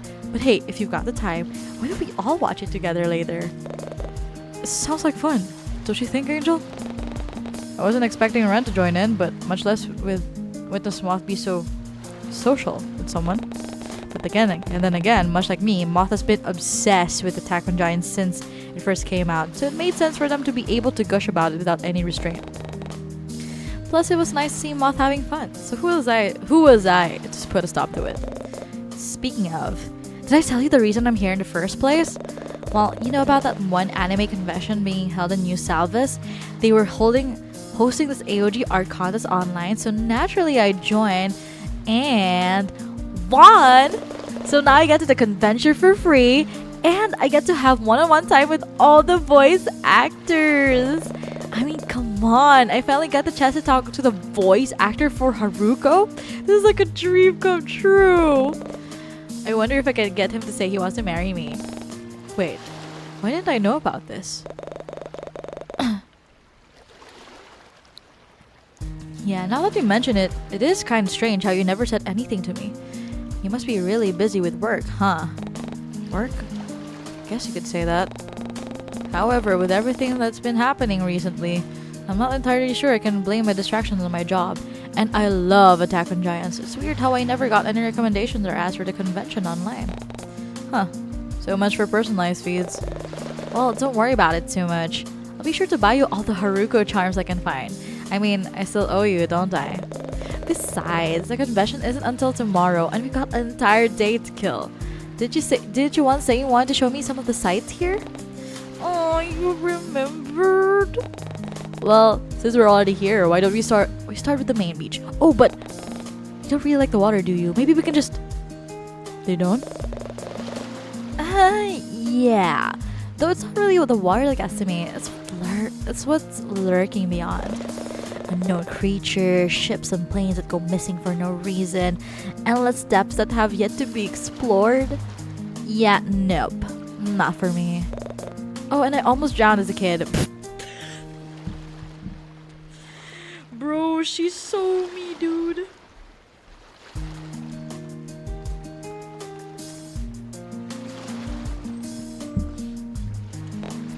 What? Haha, unfortunately for you, see, you'll need to unlock my level 80 friendship to hear that one.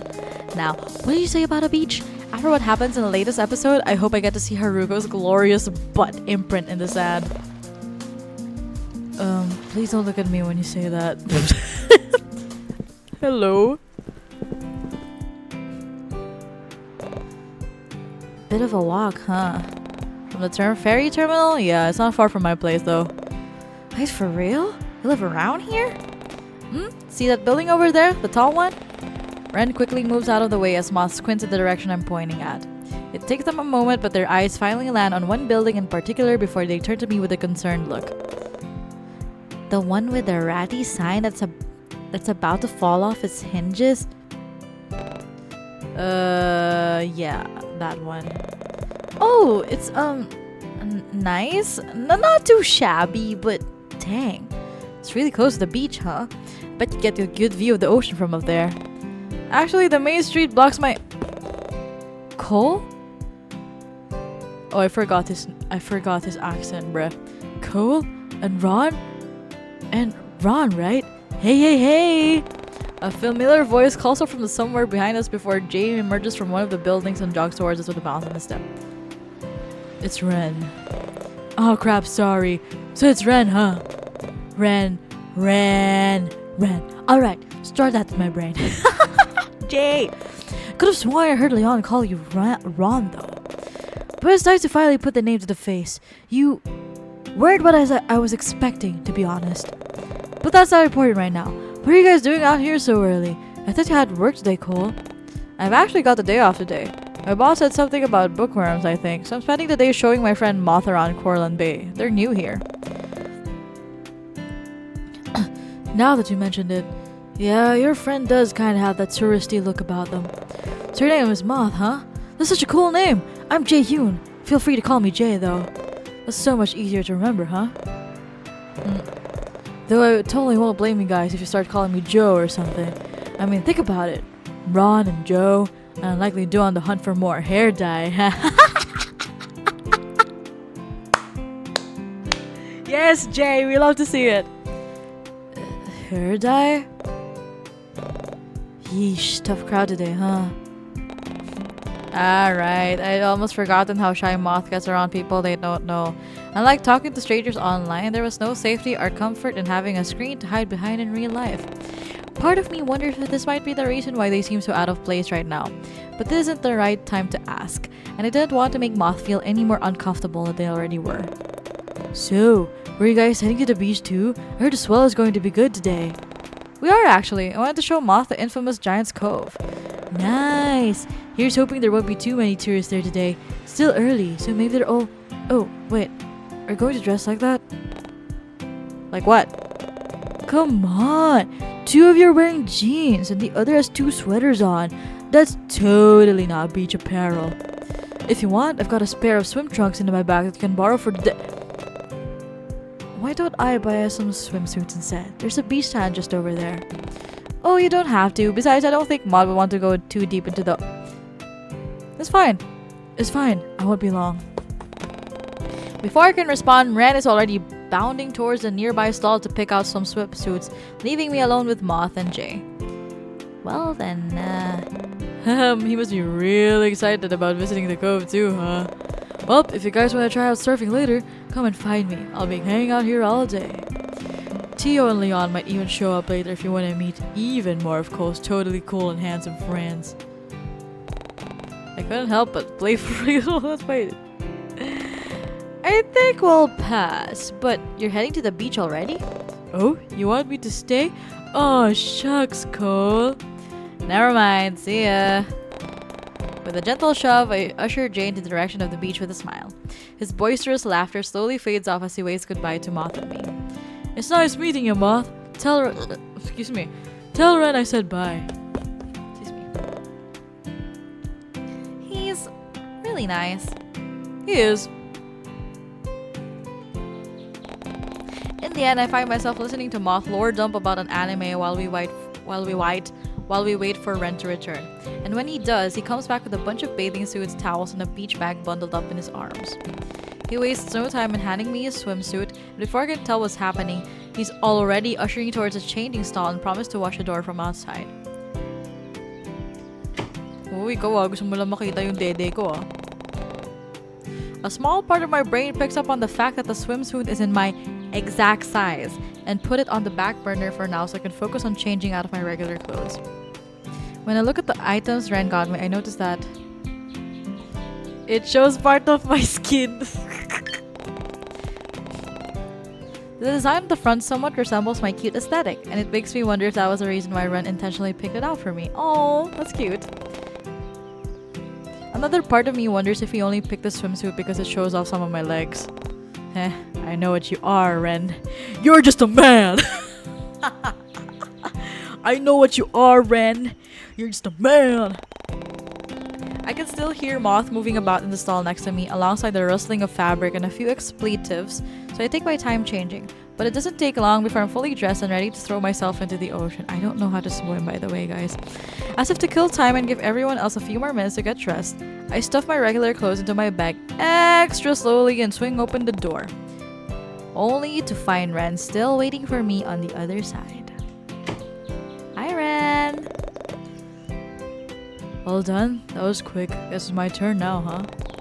It's then that I noticed there was only 2 stalls available, and that Ren really was taking his guarding job seriously.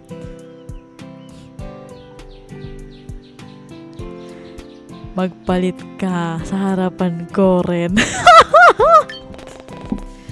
I'm actually not quite done yet. Did you want to share my stall? Almost immediately, Ren's cheeks turned a bright shade of red as he practically chokes on his own spit. Join you? Are you sure? I can wait outside until you're done. I don't mind, really. Besides, that stall probably won't fit the both of us. Oh, for Haruko's sake, just use her stall.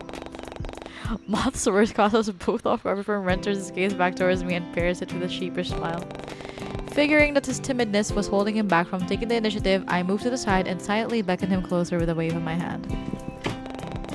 And almost... Oh my god! I'm gonna do this like 18 plus later. I wanna see. And almost shyly, Ren stumbles forward and tries his best to squeeze inside the stall without disrupting me, despite his large frame. And as if to offer him some sort of comfort and breathing room, I give Ren a reassuring smile and turn my back. Don't worry, I won't look. I wouldn't mind if you did. Huh? What was that? I said I won't look either, so don't mind me. I can still hear you too, you know. Hi, Moth. Yeah, whatever. You guys better hurry up. I'm almost done here. I know what was gonna happen there, guys. I know what's gonna happen there. The walk to the beach is nothing short of eventful, and soon enough, we find ourselves at the entrance of the infamous Giant's Cove. Moth can barely contain their excitement as they take in the familiar scenery before them, and I don't miss the way they start to babble about the striking similarities between the beach scene from AOG and the current scene laid out before them. I've already visited this cove enough times for the excitement to wear off, but watching Moth have the time of their life right now only seems to hype me up even more. When I look back at Ren to see whether he was feeling the same, I find that he's already staring right at me with a soft look in his eyes. He reaches a hand out to me, but just as he's about to say something, Moth cuts him off. Why are you so... Look at his hands. Look at his hands. And why are you so like... I need to see the build, bro. I need to see the build. They actually built a monument for Attack of Giants here? That's so cool. Oh, we should take a photo to commemorate here. In the blur, Moth excitedly shoves her phone into Ren's hands and tugs me towards the stone statue made in Haruko's likeness. One of their arms hooks me over my shoulder to pull me closer to their side, and I can feel their smile grow the moment they press their cheeks next to mine.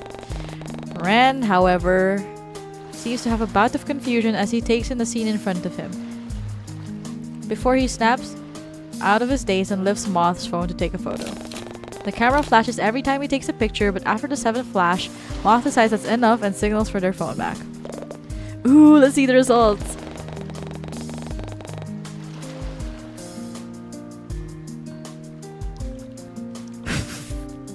Biased ang puta. I'm not even gonna read all that, bro. Hey, what about me? You're right there. See? My arm, you mean? Yeah. That doesn't count. Here, take another one. This time, Moth curls her arm around my waist and leans closer to my side. I don't miss the way Ren's eyes widen, nor the way he takes a second too long to take the photo. But I chalk it up to him being surprised at Moth's sudden clinginess. Was he jealous because we didn't have any pictures like these of our own? Oh. Before I can think about it further, Ren's voice grabs my attention. There. Better? Okay. I mean, but pyramids, you know. No doubt to cover our faces with OAG stickers before they share it in their family group chat to boast. Turning to my side, I look at Ren with a teasing expression. What about you, Buttercup? Huh? Don't you want a photo to commemorate this moment as well? Without waiting for a response, I playfully pull Ren's phone from his pocket and aim it at my pink-haired companion. Picture! Oh, he's so cute! Ren immediately covers parts of his face with his hand, but quickly realizes that he isn't wearing his thick cardigan, so the sleeve of his rash guard hardly do much to hide his growing embarrassment. He seems almost camera shy with the way he turns away from me with a soft blush on his cheeks, though he doesn't complain when I start to take a few pictures of my own. In fact, Ren appears to revel in all of the attention I'm giving him with the way he indulges in my requests with a warm smile. Feeling a sudden urge of confidence, I reach out my hand expectantly and gesture for Ren to place his cheek against it. He wastes no time in leaning down, pressing his face against my hand and nuzzling into my touch. Ren almost looks like a cute puppy like this, and I find myself taking a few more pictures to savor the tender moment. Though admittedly, the eye contact he's giving the camera feels a bit intimate, but I brush it aside for the sake of my rapid heartbeat. If I send this to you, will you make it your lock screen? Ren, can you come here for a second? I need you to compare hairstyles with the statue. My brother thinks Haruko's hair isn't fluffy enough, but... I stifle my laugh at Ren's confused look as Moth continues to rant while they tug him towards the Haruko statue. I look away the moment they ask him to start posing, and instead I realize I still have his phone in my hands. Wait. Are we...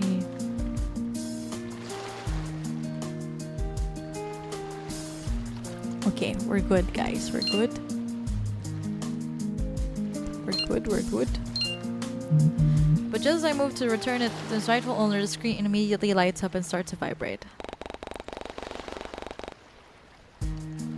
Oh my god. Perhaps it's muscle memory kicking in from all the times my own phone would go off, but I find myself unconsciously lifting it up to look at the screen before realizing what I had just done. What did you do? Everything is back to normal again, and it's weird. Who did you offer? Crap, what exactly are you doing right now, Cole? I shouldn't be reading through someone else's private notifications like this, and yet... I can't help but feel...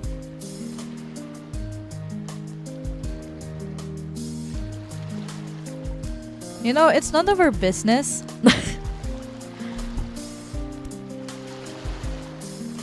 Hang out with him. What was I thinking? Exactly. Ren didn't deserve to have his privacy disregarded like this. With a resolute nod, I make my way towards the group and call for Ren's attention. Angel, sorry, did you want to take more photos as well? Here, I'll move out the way.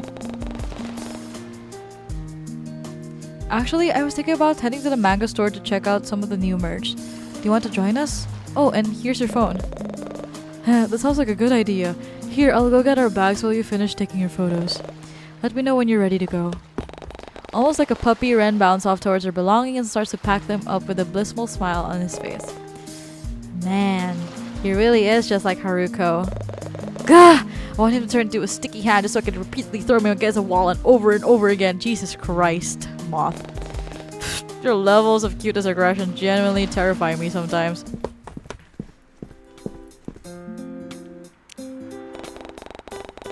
The sounds of lively chatter and vehicles driving by grow louder as we make our way towards the main street. Strange. Everything seems so busy and chaotic today. Was there some kind of event going on? I doubt it, considering Eleanor and I were both in charge of keeping the library's community board up to date. I would have known if there was an event happening. Oy. But before I can dwell on it any longer, I suddenly find myself being thrust forward and onto the road by an unknown unknown force before Ren reaches out a hand to pull me back. Oh!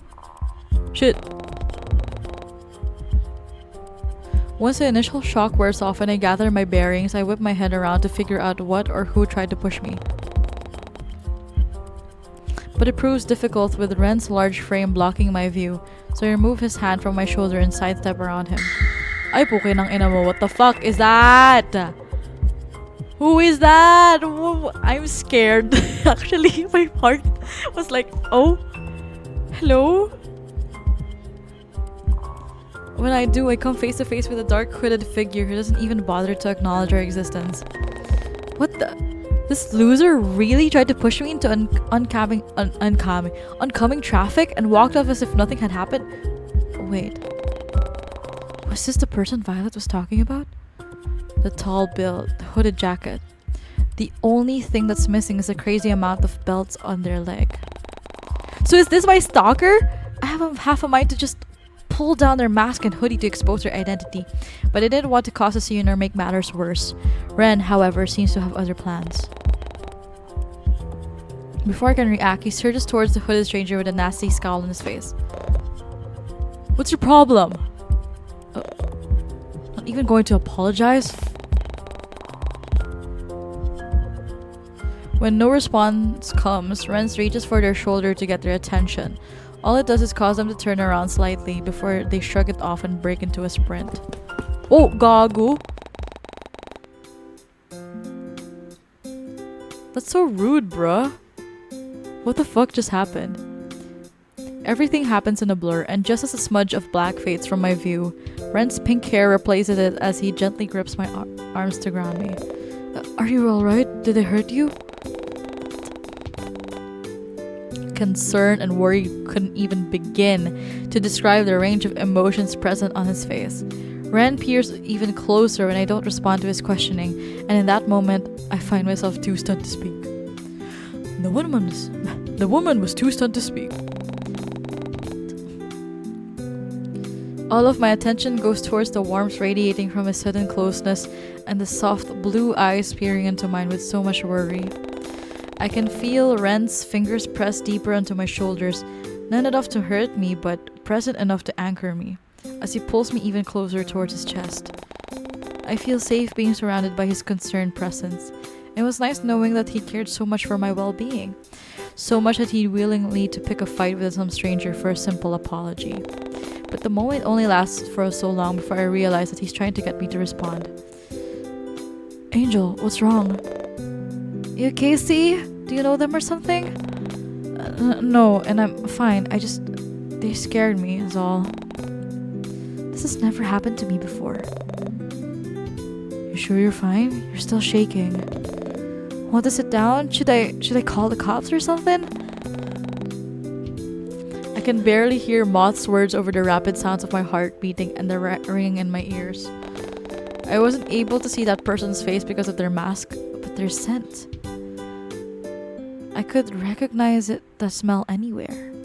It was something unmistakably earthy and muddy and felt oddly familiar in some way.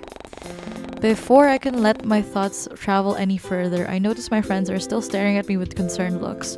Not wanting them to worry, I mask my fear with a determined glint in my eye and tries to ease the mood. Maybe we should head home instead. Sure, but are you sure you're alright? You still seem a bit dazed, Cole. Yeah, I'm fine. We should probably get off the street though. I suppose peak hour is starting soon. That might explain why they were such in a rush. Still, it wouldn't hurt to apologize for bumping into someone. Well, whatever. You said you wanted to head home? She did, so... Where do you want to go, Angel? If you'd like, we can go to my apartment. It's not far from here. Oh, but you already know that, don't you? Or we can go back to your place if you prefer. Interesting question. I mean... I have my friend Moth with me, so it's more natural to go to my place. My apartment might be best. It's not far from here either. Purely on the happenstance of that loser being my stalker, I'm sure they wouldn't have the guts to try anything while I still had company over. And somehow, having Moth and Ren nearby seems to boost my confidence. So I boldly commit to my decision with a nod of my head. Is that fine with you guys? Yeah, of course. It's fine. Moth still seems a bit peeved by the person who bumped into me, but they still nod and their head at my question. Alright then, let's go.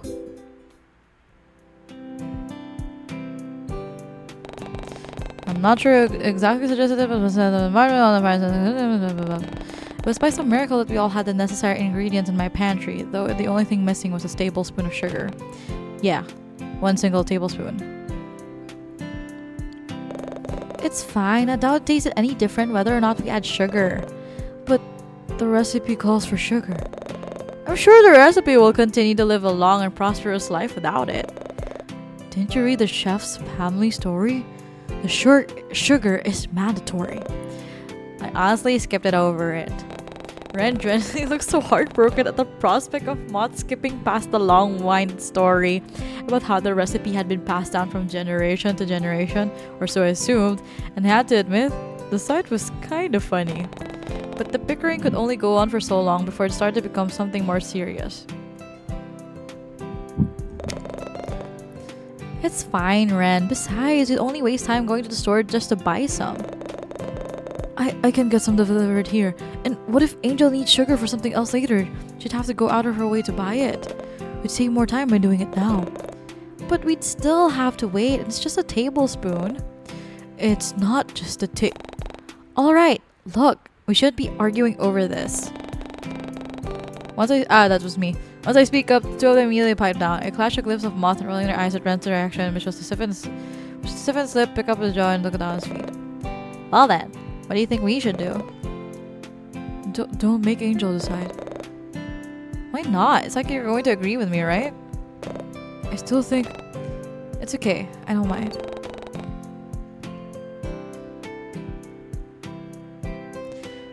Me personally, just ask your fucking neighbor. It's such a big deal, bruh. Oh, good idea, man. Why didn't we think of that? Exactly. You have neighbors for a reason. I can go ask if you'd like. It's fine. I'll quickly pop over to Violet's place and see if she has any sugar. You guys keep working on the main dish. It'll be just a few minutes. Oh, wait. Now that C is gone, did she ever ask you to wear Haruko's cooking outfit? What? Cole, please come back. Chuckling at their interaction, I make my way towards Violet's door. Oh my god, don't tell me I'm gonna die here.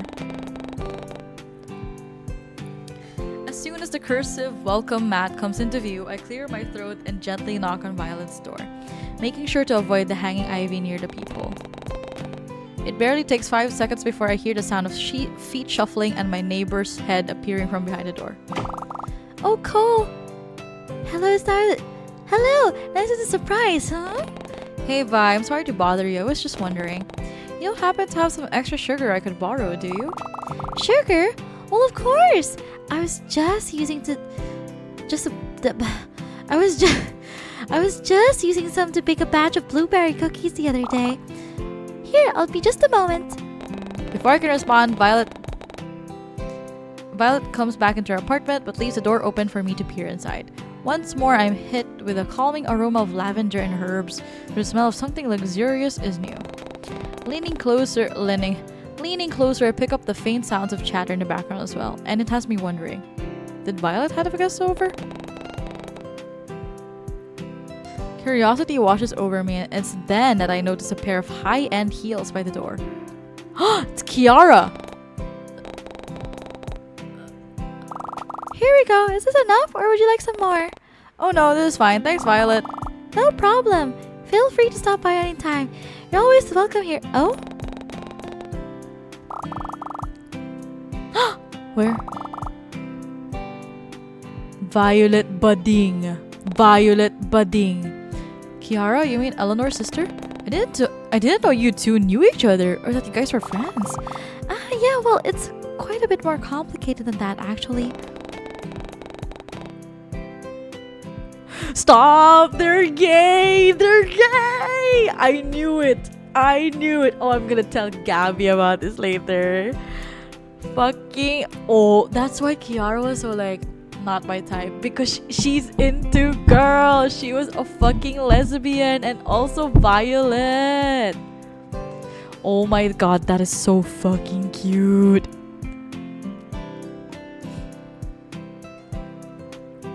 Encourage it. I'm gonna encourage it. A bit more complicated than just friends, huh? Does that mean you're planning on giving Kiara some sugar later as well? Google, what are you suggest? Violet, dear. Oh no, everything's fine. I'm just saying goodbye. Well, alright then. Taking the hint, I let us snort and towards me. Alright, I'll stop now. Thanks for the sugar, bye, and no funny business, you two. With a wink, I give my neighbor 2 thumbs up and head back to my own apartment across the hall. Let's go back, guys. With everything settled, we all go back to making dinner. Admittedly, I was a little wary of letting Ren watch the stove, considering how he'd once burnt an entire pan of pancakes, yet he seems to be doing well so far. Can I see the status of everybody?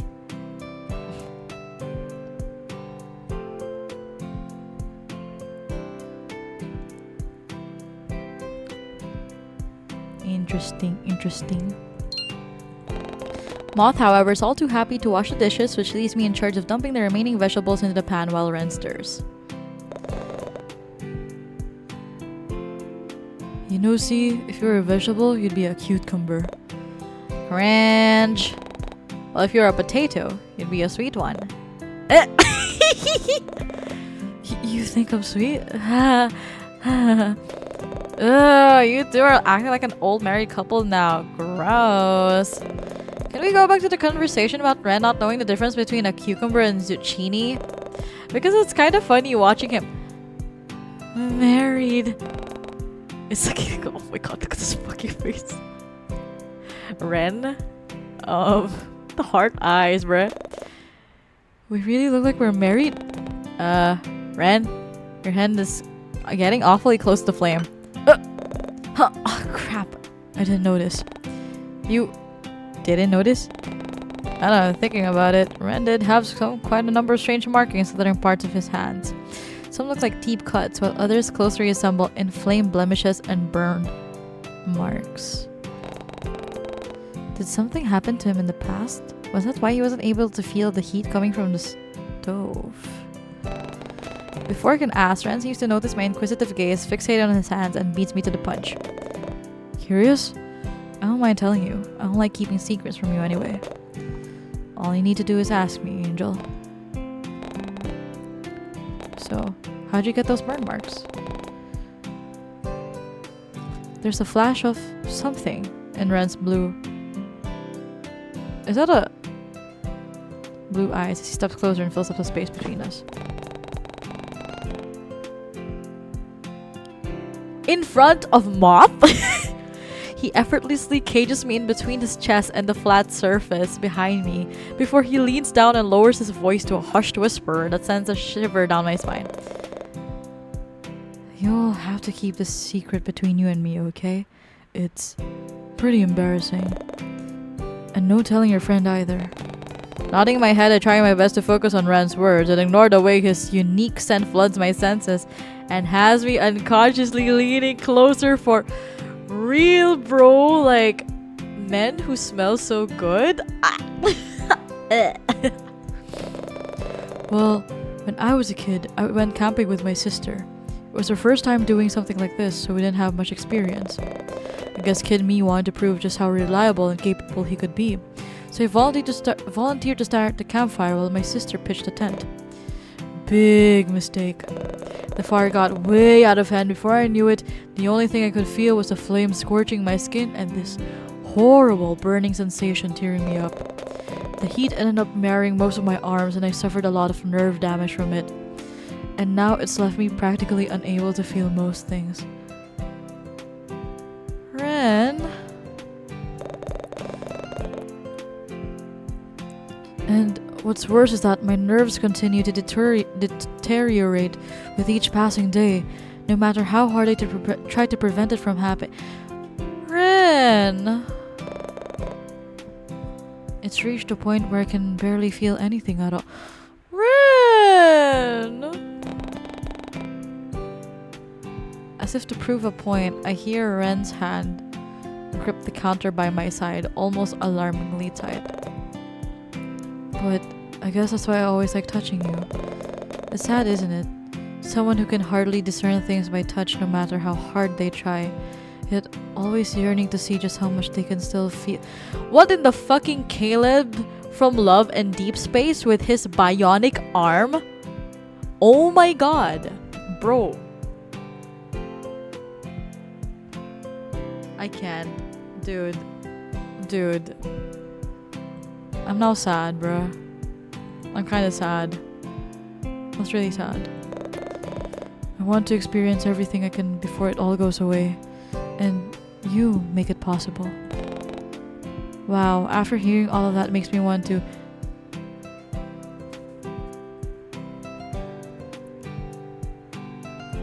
reach for his face. Yeah. Without second thought, I reach for Ren's face and gently cup his cheek. My thumb runs across his soft skin, and then I notice all the faint freckles and blemishes that litter his face. Part of me wants to trace them, but I hold back for now. It's much better like this, right?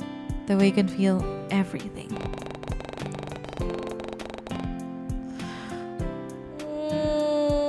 Fuck!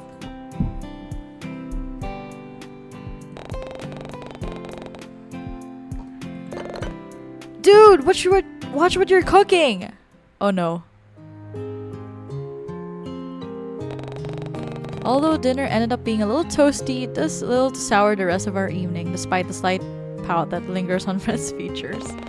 We decided to eat in the living room so that we could watch AOG, and eventually we blazed through 14 episodes and even a few MeTube theory videos before the events of the day slowly started to catch up to us.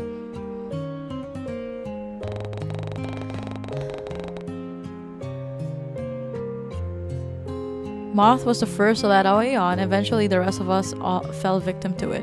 I didn't want to leave the warmth of my blankets, but someone needed to turn my couch into a temporary bed for Moth to sleep on.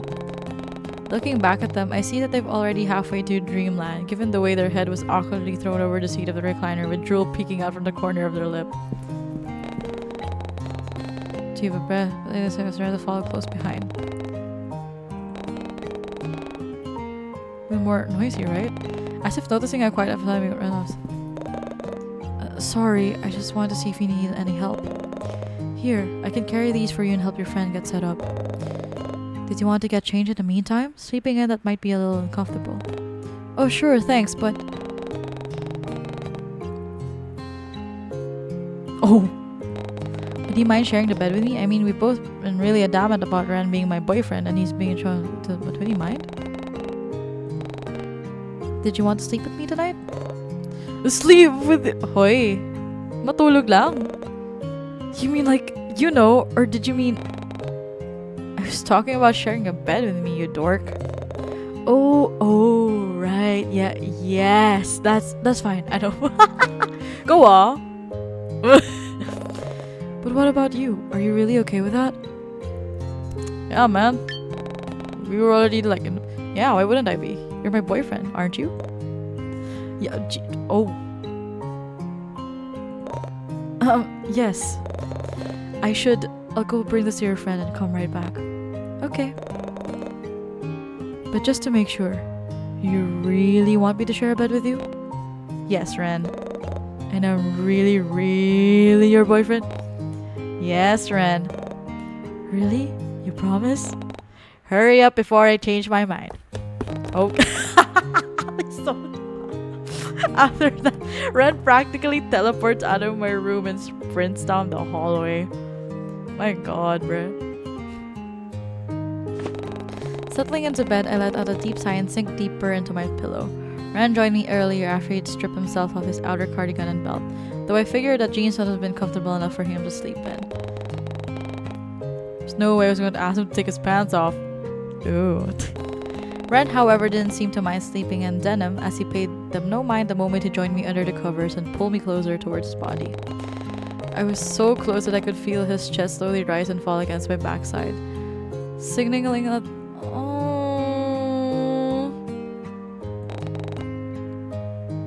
Wait.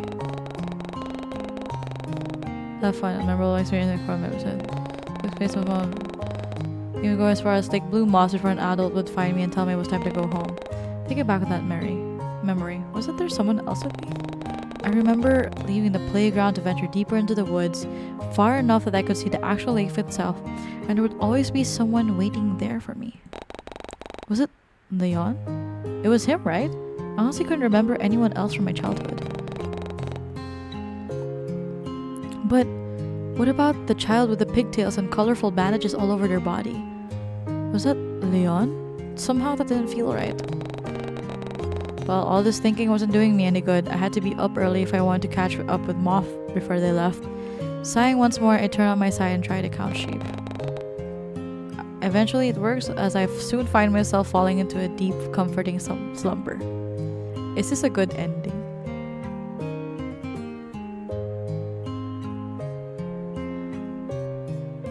Oh, I got the good ending, everybody. Wait, I kind of wanna... wait, quick saves. Anto? Day 4, day 3...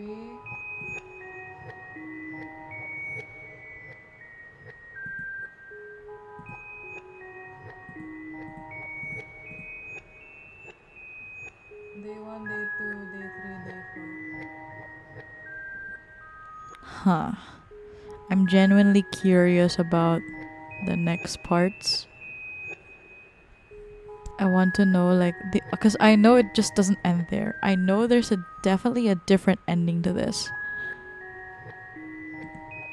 I feel like let's try to get into it. Okay, no. Alright, day 4. Let's skip. Well, I'm still gonna do that. Moth Haruko's finally here. Okay, let's go. Oh my god, there's so much chatter, Jesus. I'm demure.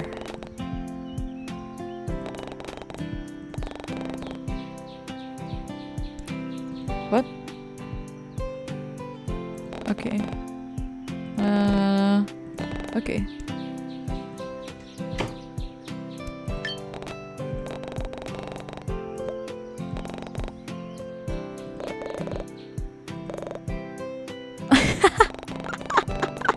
Stop.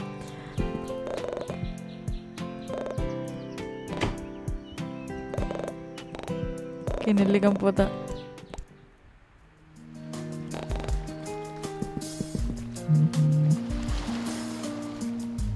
Ooh, what if you go for this one?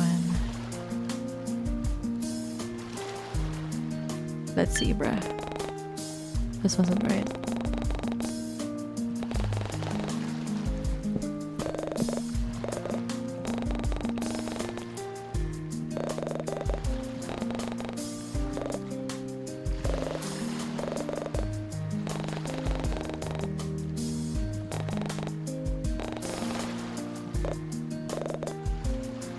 Oh no.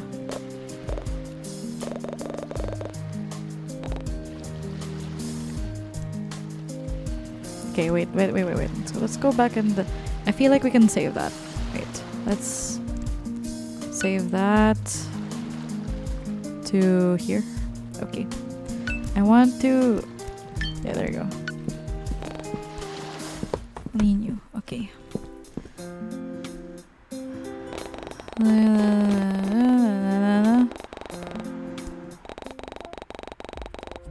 Okay. Oh shit. Oh, what the fuck?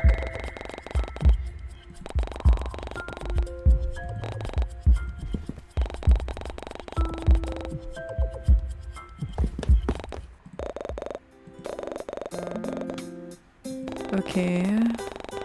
I'm not even reading the dialogue at this point. Like, I'm just trying to see the...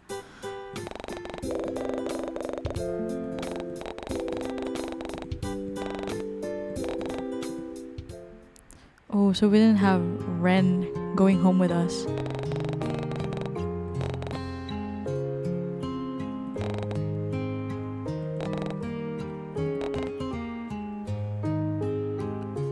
Wait, turns to my bedroom. Oh, shucks. I get comfortable.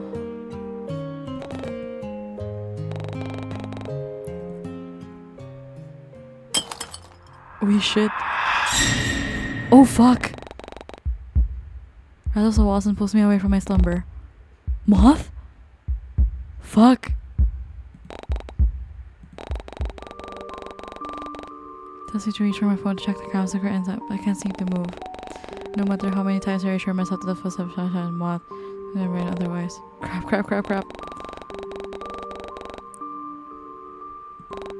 Nothing comes.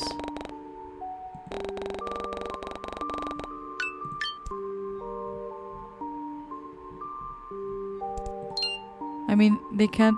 This is still a whip, so I wouldn't know. Fuck! What's this? I'll try... Send... What's up, nightmare? Stupid sa... Ay, pukin na mo!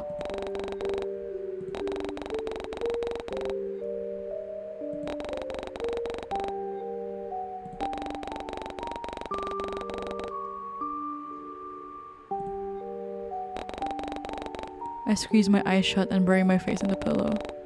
I crack open to see nothing. Oh my god. So go blurry. It's a faint shape of something large disappearing from the corner of my face, along with the lingering smell of old paper, something muddy, and the foul stench of blood, bro. Oh. Wait.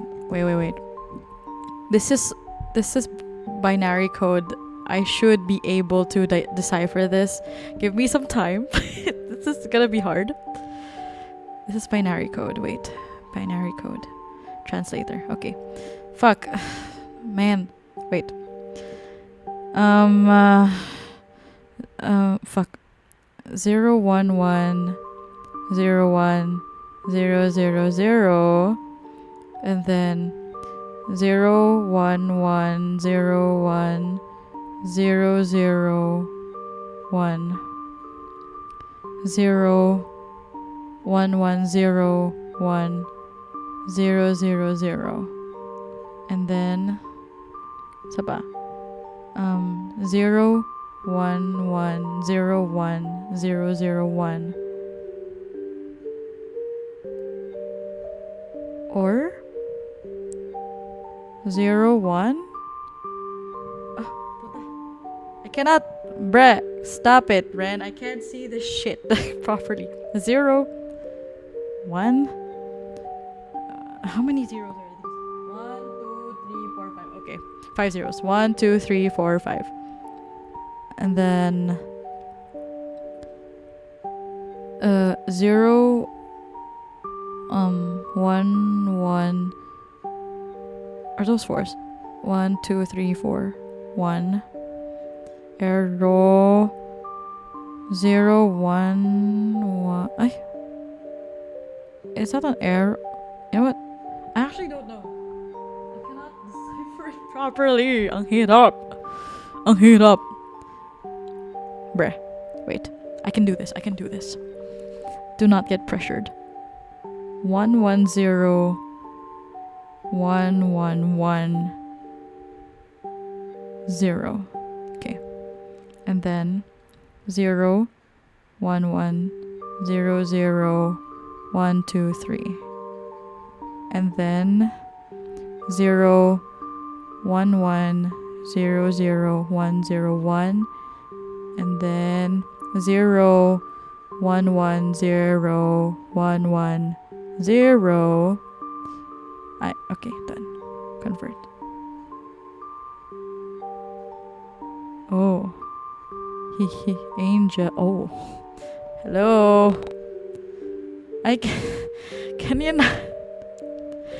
Oh, I'm gonna ask Gemini to like decipher this shit for me because I cannot I cannot do this like manually. Not now. Okay. Camera, can you decipher this for me?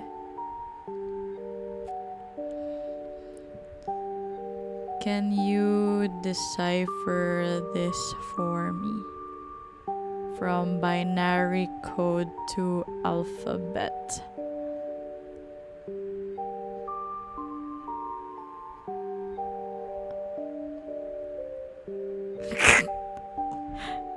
Really? It's Hello World? Oh my god.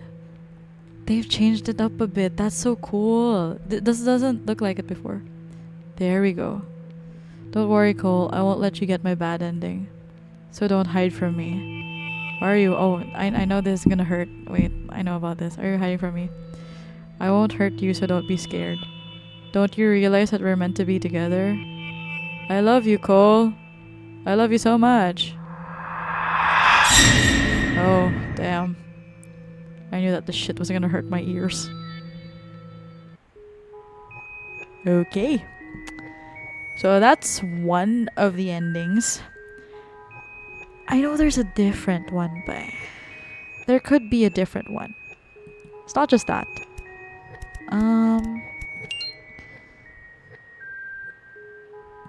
What if... Okay, we can go with this. Blah, blah, blah, blah.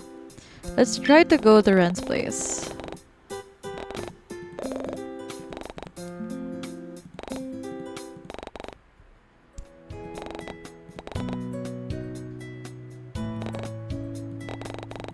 Coming home from my apartment.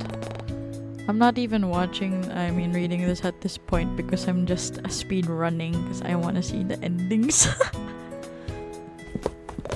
Oh my god.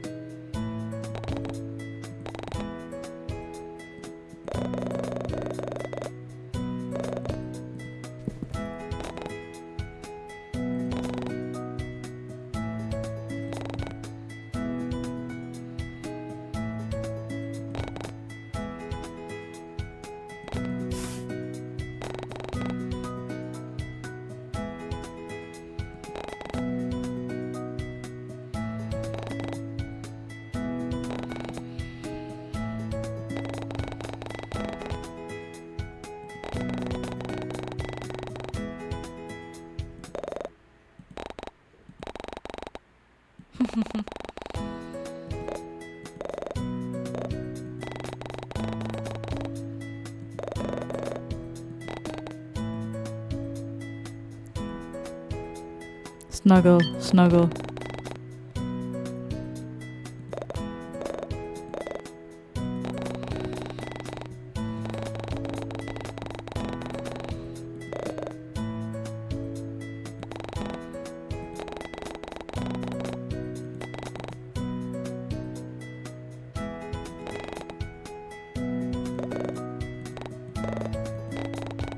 Kulit ah.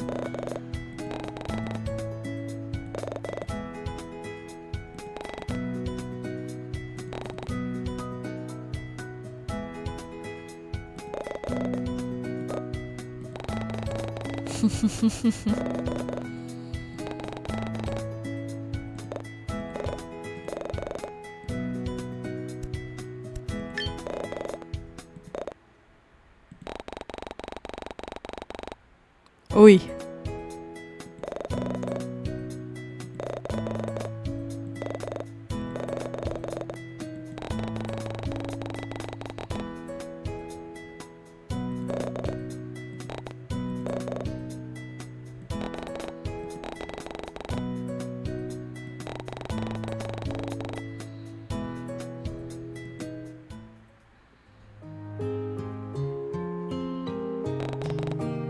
Good ending to, no?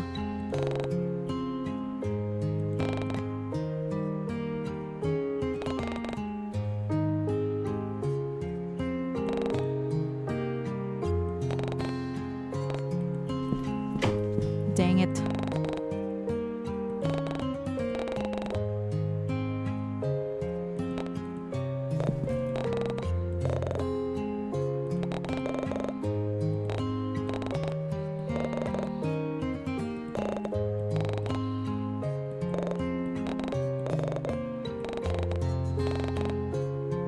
Uy.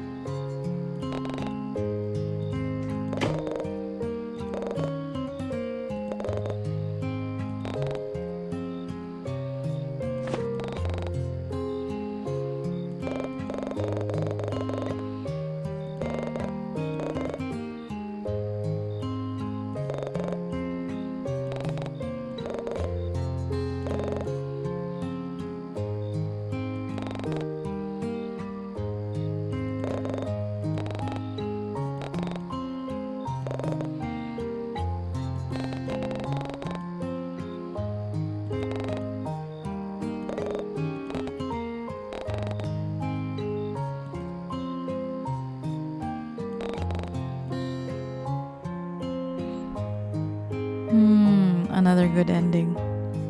Okay.